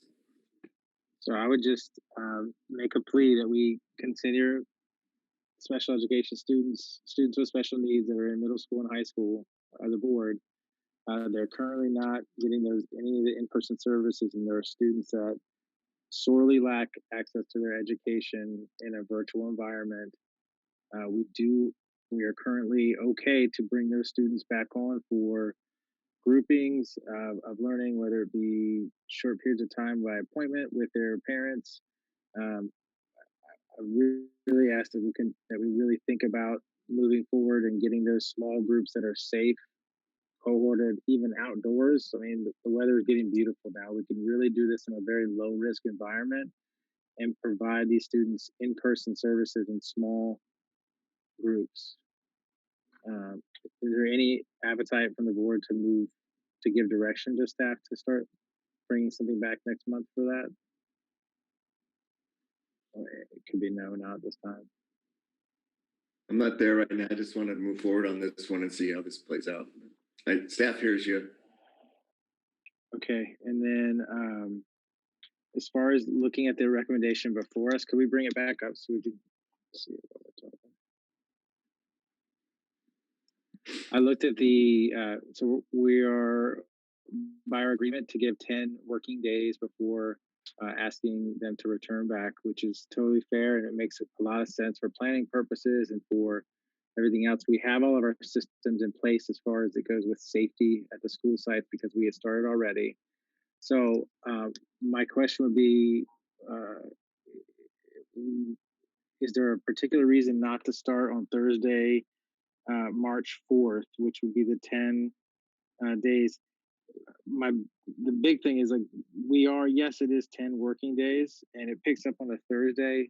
The teachers will be on campus planning and getting ready and everything the day right before. So it kind of makes sense to me to have a Thursday, Friday, and then a weekend to debrief and make any changes that you need to before you come back on the Monday. As a teacher, that makes sense to me.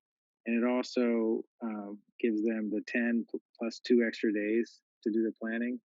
And also we have that break in between now and then.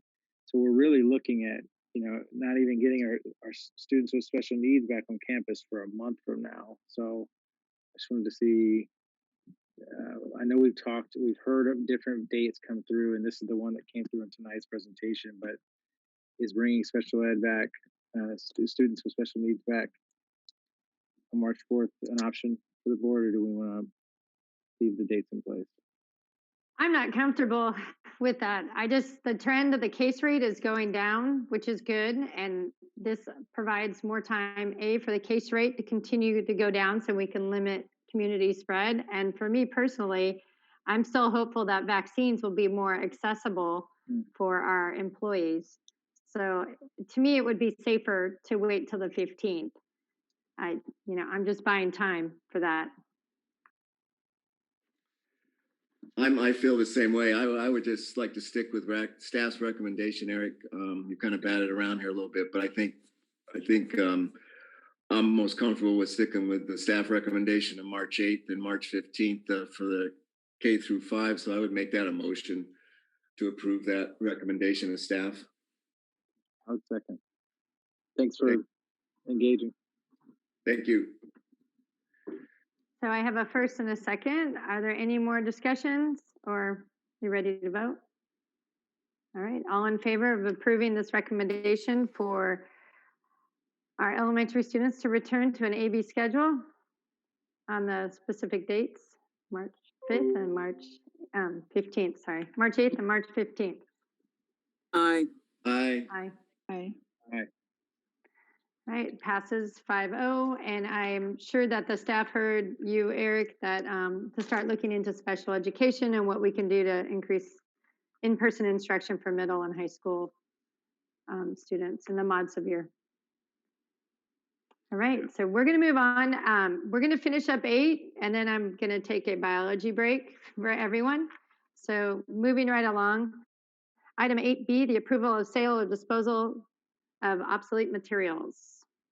Yes, good evening, Board of Education. This item authorizes our district to dispose of old workbooks, trade materials, and things that are no longer board adopted, and allow us to dispose of them in the manner most effective. So that whether that be recycling materials, donating materials, or selling materials based on the value. This just approves us being able to get rid of those materials that may no longer be useful to our students and staff. All right, thanks for the explanation. I'll make a motion to approve. Do I have a second? Second. All right, I have a first and a second. If there's no question or discussion, I'll call for the vote. All in favor? Aye. Aye. Aye. Motion carries 5-0. All right, moving on to 8C, approval of purchase of benchmark oral reading materials. So yes, board, this item is to purchase benchmark oral reading materials that will be used to address the needs of our Tier 1 and Tier 2 students who may be struggling with oral language, including our students who may have a disability, or a student who may have a language other than English as their first language in their home. These align directly with our core adoption and would be used by our intervention teachers and our teachers of record in the classroom. Just to reiterate, we can also use the data from that in terms of our determining growth.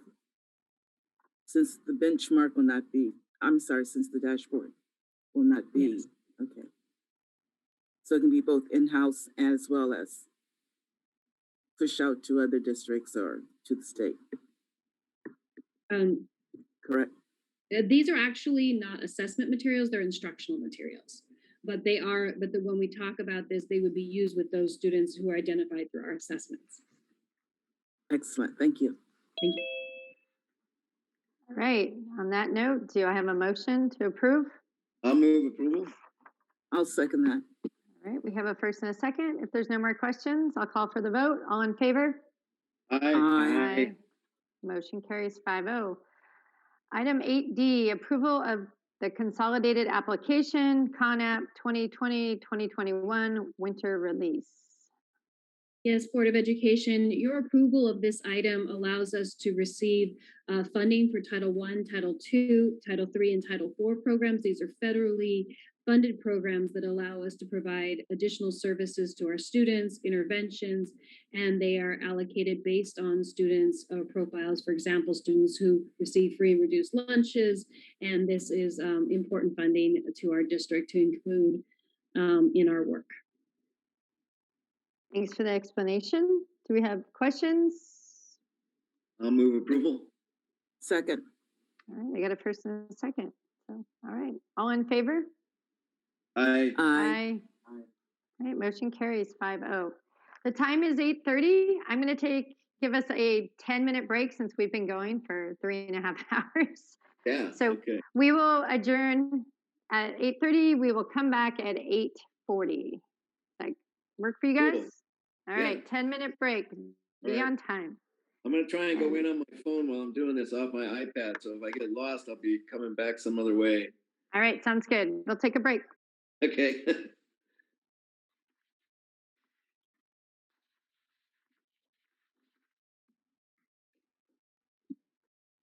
All right, our 10-minute break is up. Need one more board member up there and we'll get started. Stacy, can you give us just 1 second, please? Sure. Thank you. And Greg, can you remove that calendar, that consent item, or whatever it is there? It crowds my screen out.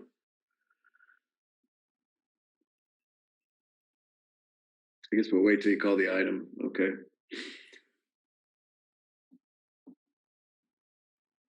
Stacy, sorry, we just need 1 second, okay? Not really 1 second. Give me 2 minutes, please. I want to say, because in my board report, I did a quote from James Baldwin, but I did not give credit to James Baldwin, and I don't want to deprive any young readers of the chance to discover James Baldwin. So fully credited to James Baldwin. Just want to make sure that's corrected. Need the citation, boss. Post it, tweet it tomorrow.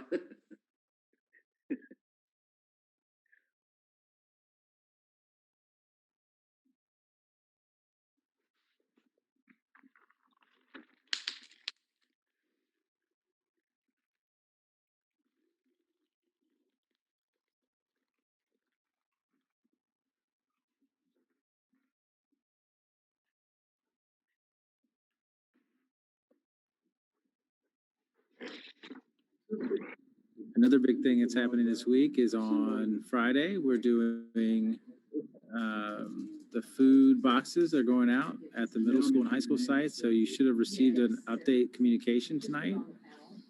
Those boxes are amazing. So I'm sure they'll go fast, but look for those for the getting through the week off.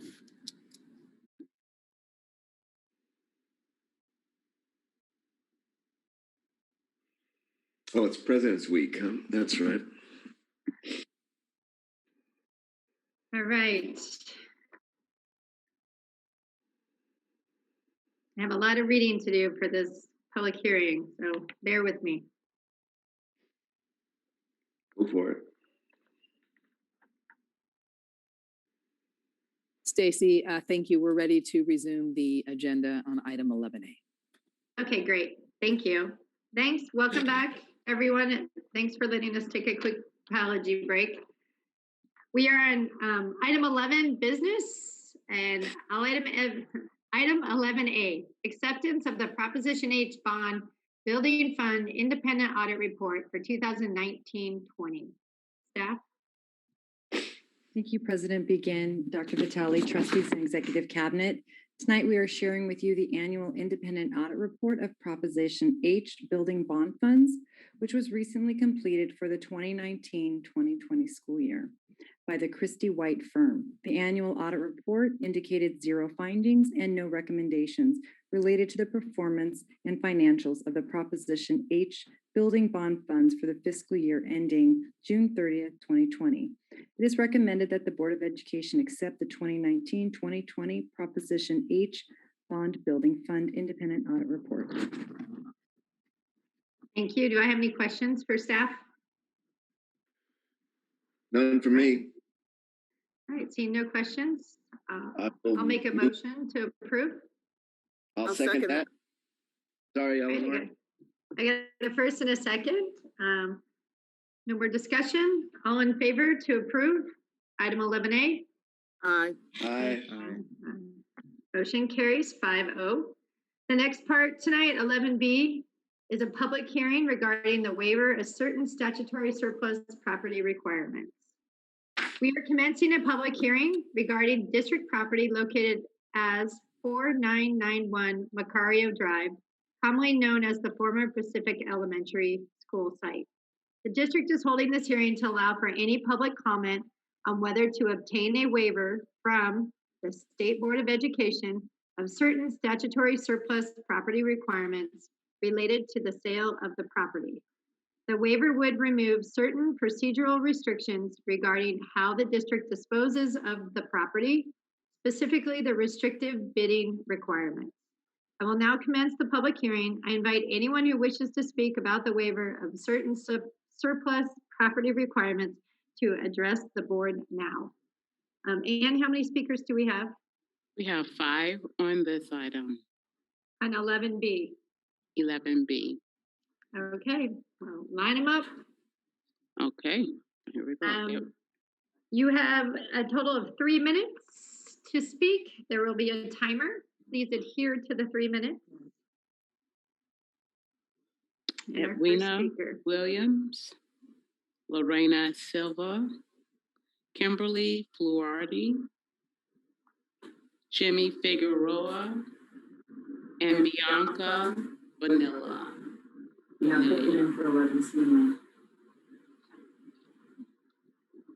First speaker, Edwina.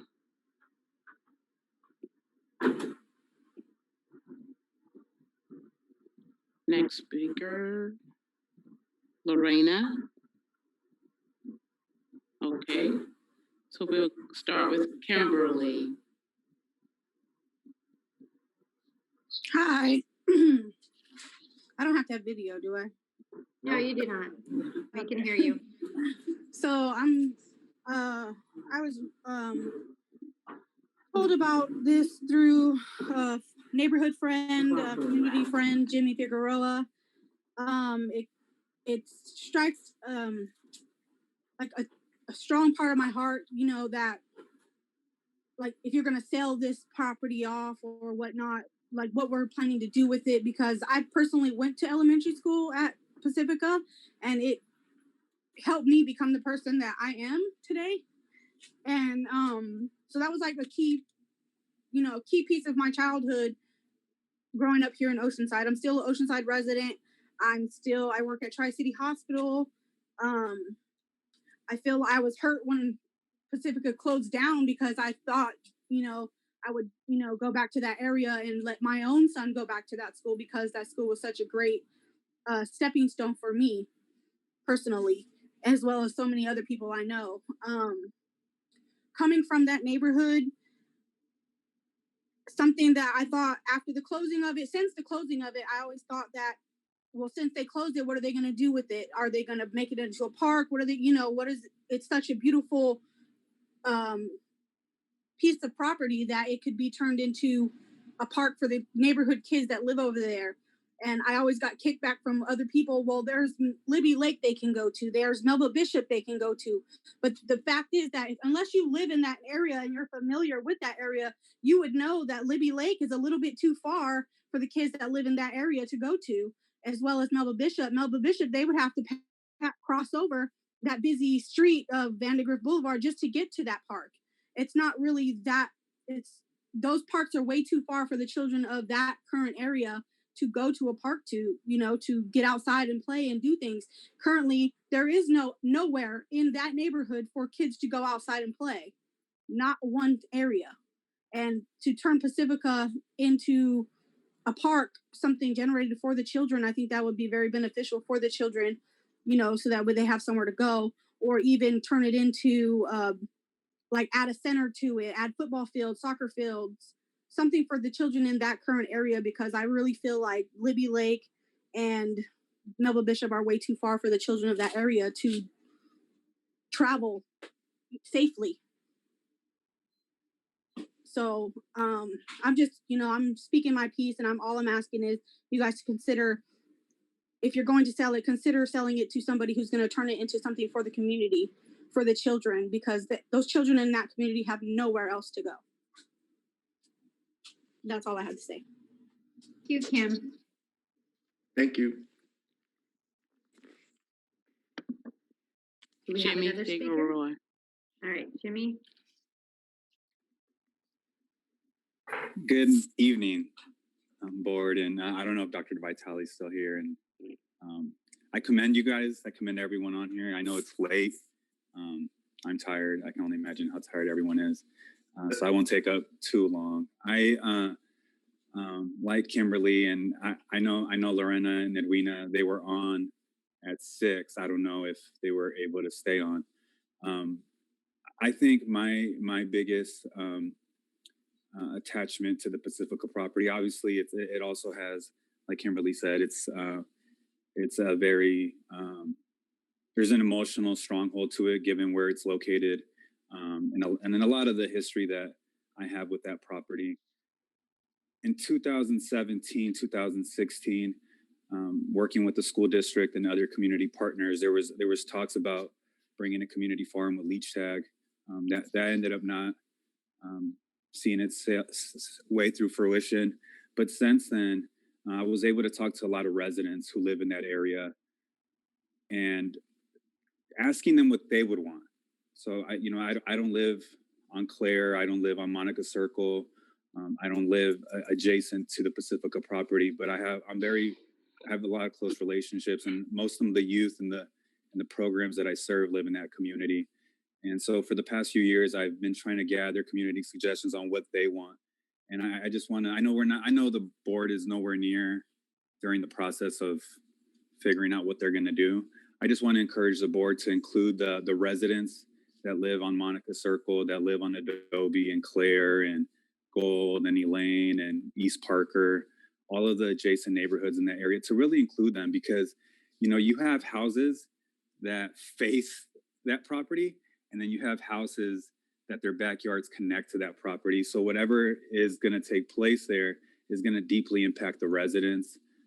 You know, from a community standpoint, just to be proactive, one of the things that we're seeing is that the gentrification, even in the work that I do in the community, we're seeing that it's pushing a lot of our low-income families back to the Deep Valley area.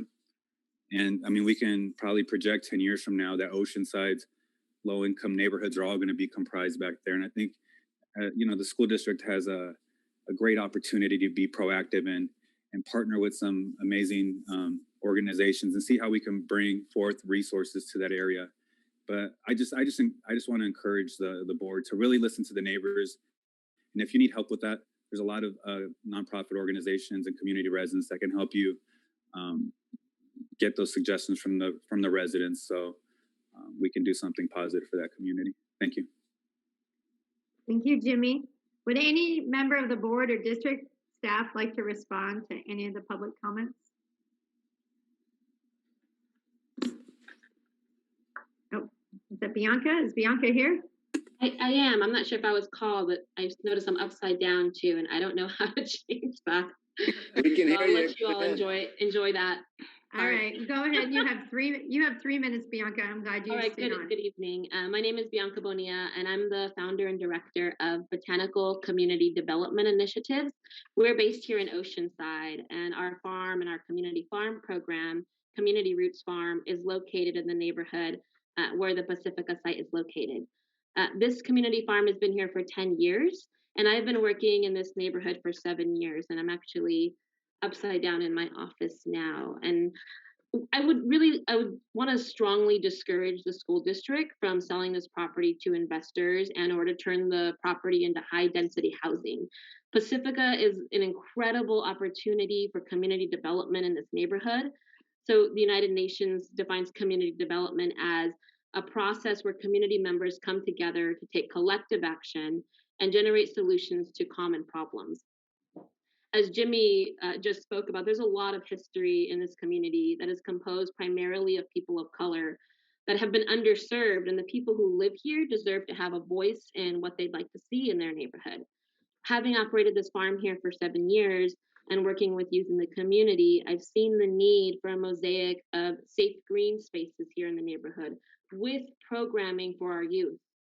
This space can be preserved, leased out to partner organizations in collaboration with the community, and developed to address social justice, food justice, environmental justice, and to lift up this community in a positive and collaborative way, especially for the youth.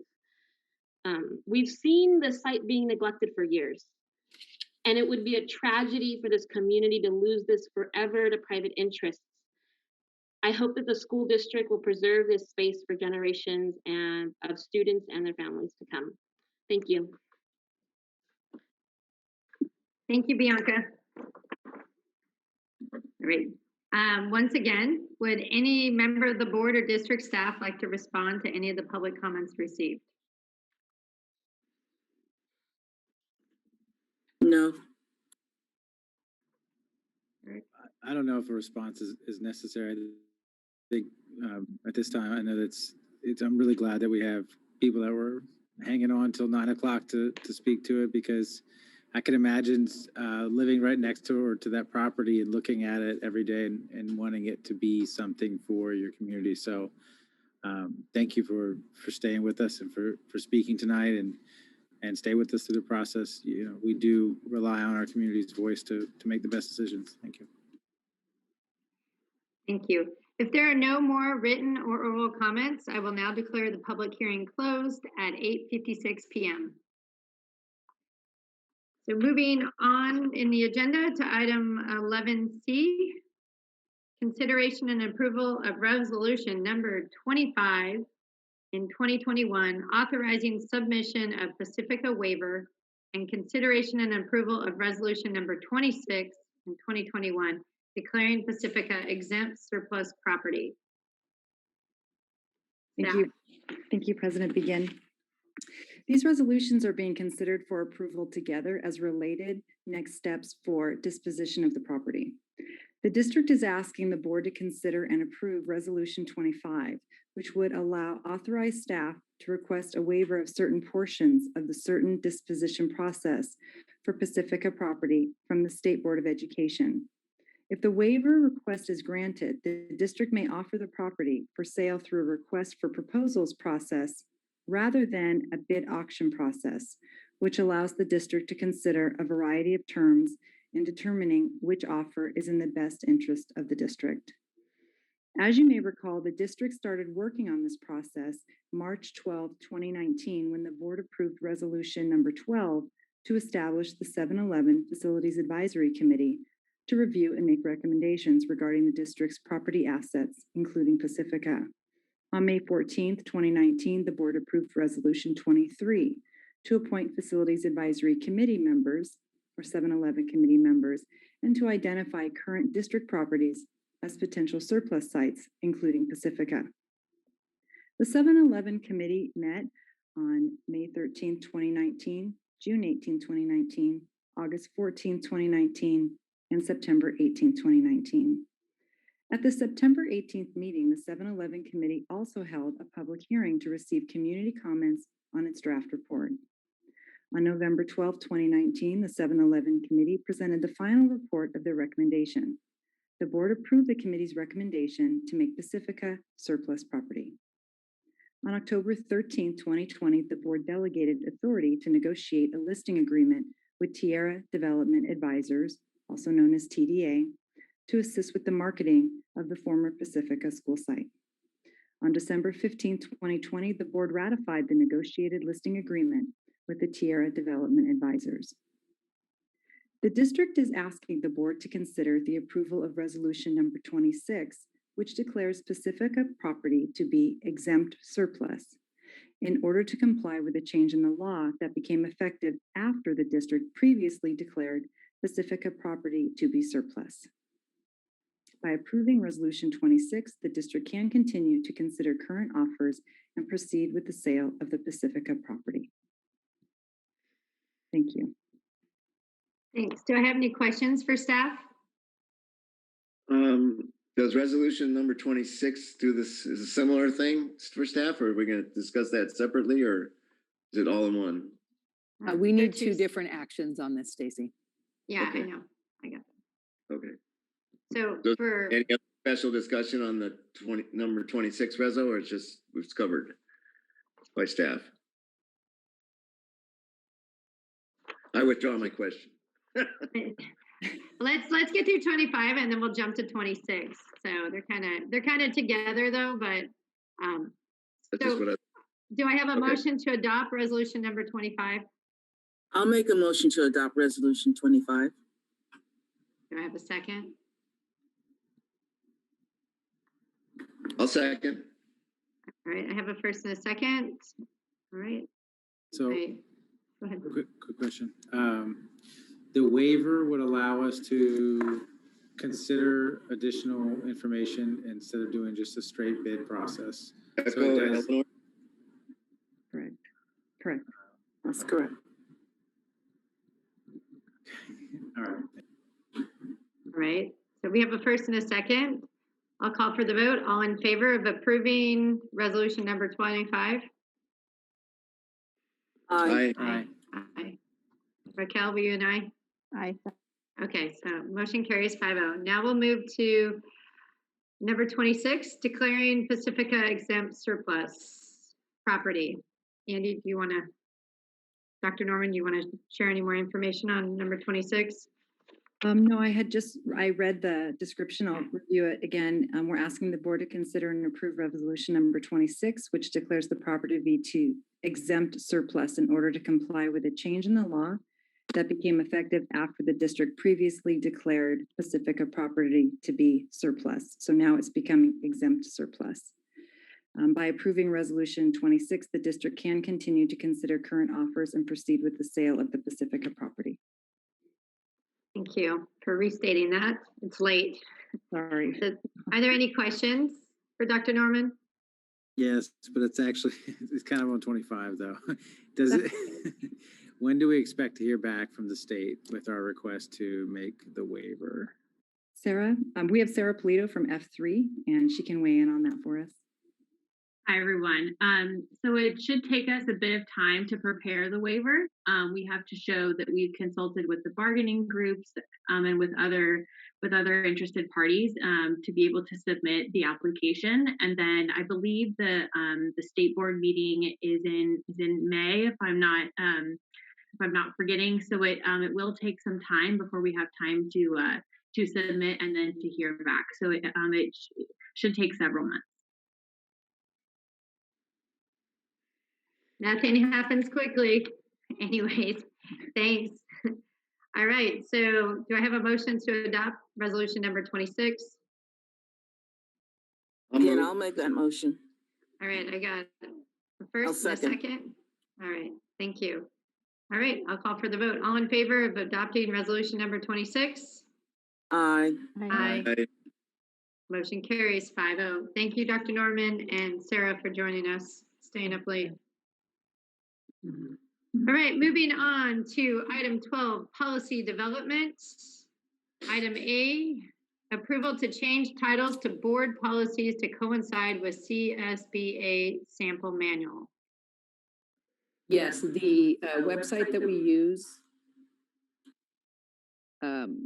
has been completely updated to make the updating of policies and the searching of policies more readily available to the public.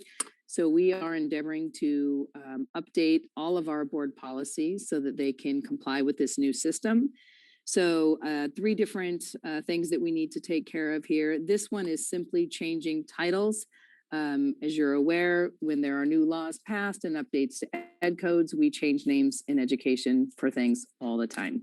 So this is just that. It is literally just realigning new titles with old titles so that everything in the new system is compatible with the old system, and we're just using the same language. That sounded very confusing, but bottom line, we're just updating titles. That's it. Okay, thanks. Right, do I have any questions? No. All right. I'll make a motion to approve 12A. Do I have a second? Raquel seconds. All right. No further discussion. All in favor? Aye. Aye. All right, stay with me, guys. We got this. Motion carries 5-0.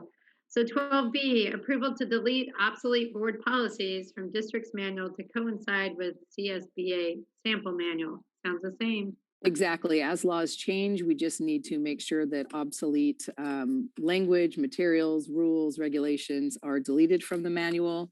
And this is what we're asking for the board to do here. Excellent. Any questions? All right, I'll make a motion to approve. Second. I have a first and a second. No further discussion. All in favor of approving 12B? Aye. Aye. Okay. All right, motion carries 5-0. 12C, approval to revisions to board bylaw 9012, board member electronic communication.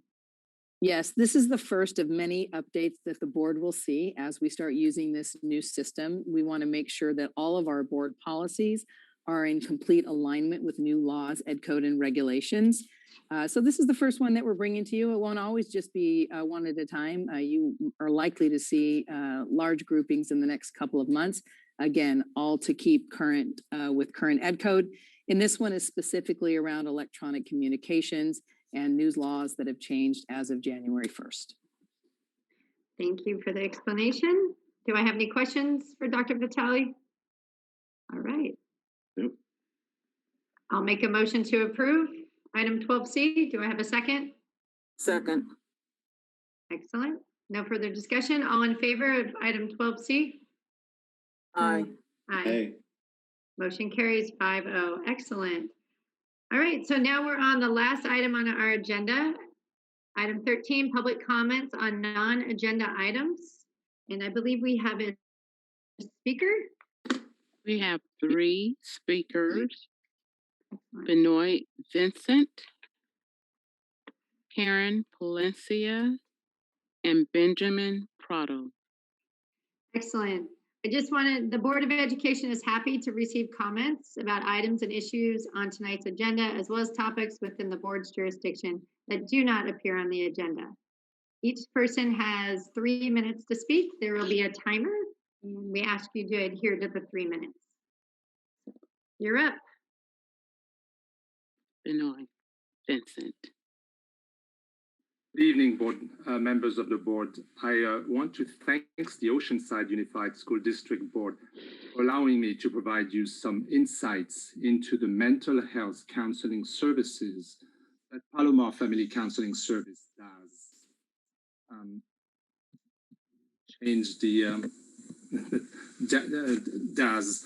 To help support your students. My name is Benoit Vincent. I'm an associate marriage and family therapist. This last year and a half, I've been working with 60 students, their families, and the members of the 3 elementary schools and 1 middle school. Today, I chose to share with you some of my counseling experience with male students using general terms to protect everyone's confidentiality. Maybe because I'm a male therapist and a father, I will start with the students' fathers. This past year, some fathers died. Some fathers were deported outside the US. After losing their employment during these current difficult times, some fathers worked far away from home. These are the types of situations that students I see for counseling live with every day. Through our sessions where the students can speak in full confidentiality, I often felt how losing their father's supports affected the students' ability to perform in school. Many of the older students referred for counseling attending class less than half the time and only submitted a portion of their assignments. Think about hundreds of unread emails and dozens of assignments untouched. After speaking with the parents, I would meet with the student for about 12 weeks.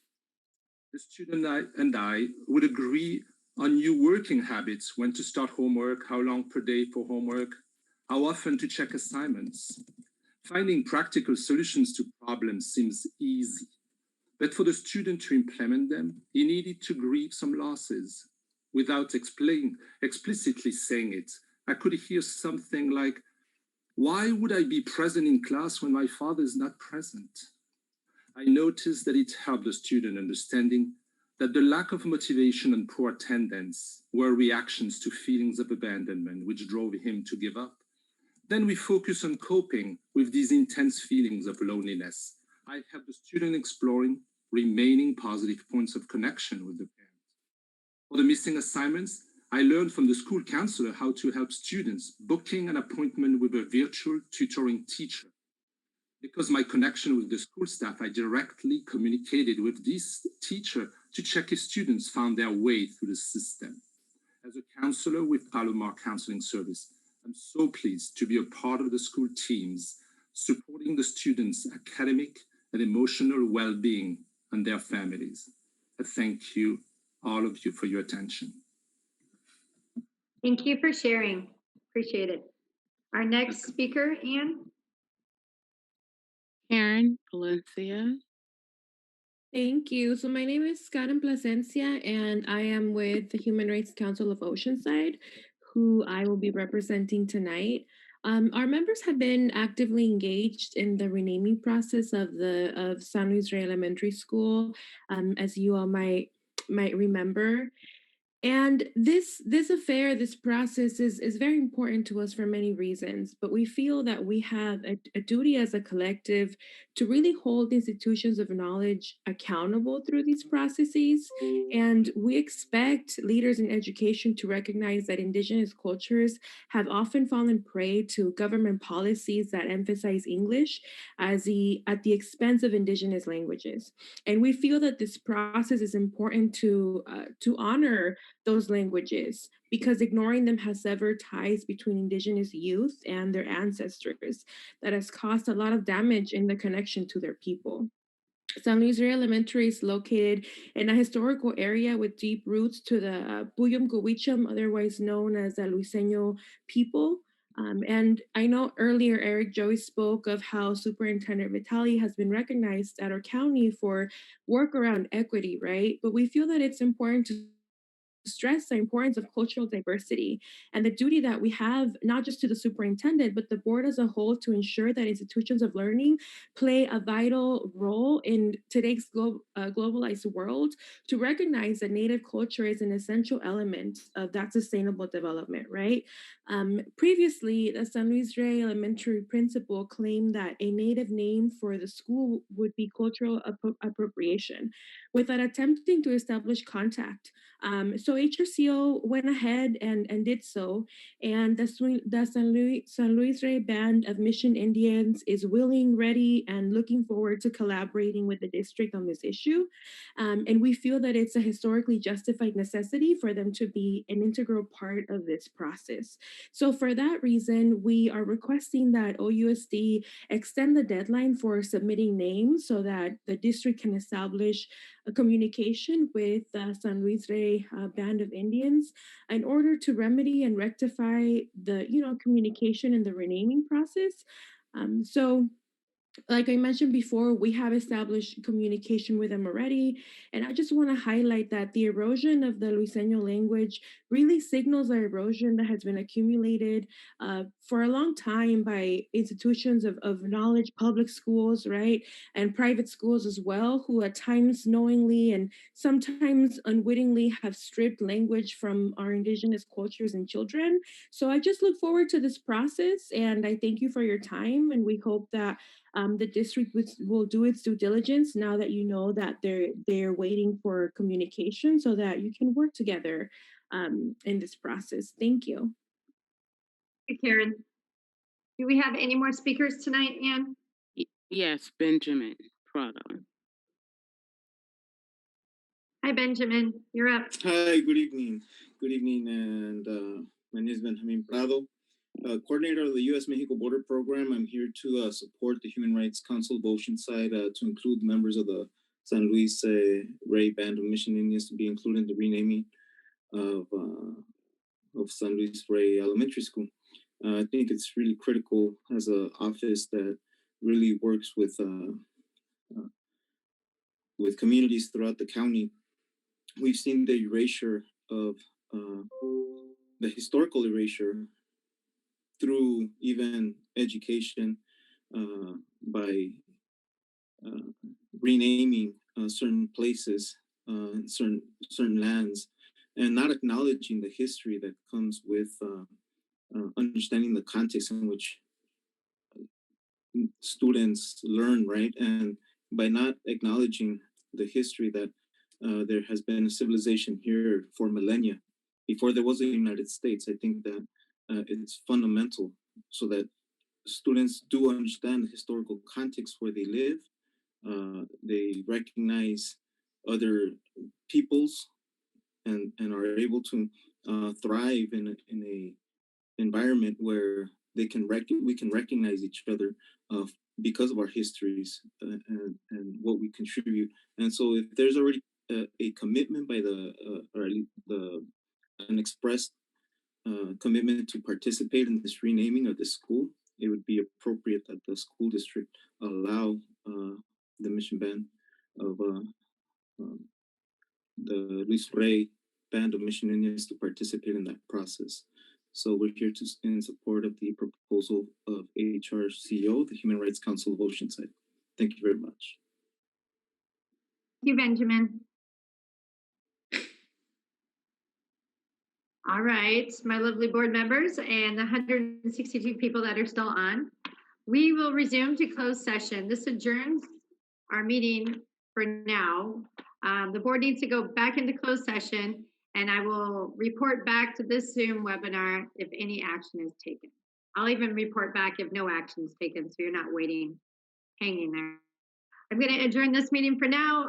Board members, we need to go back into closed session.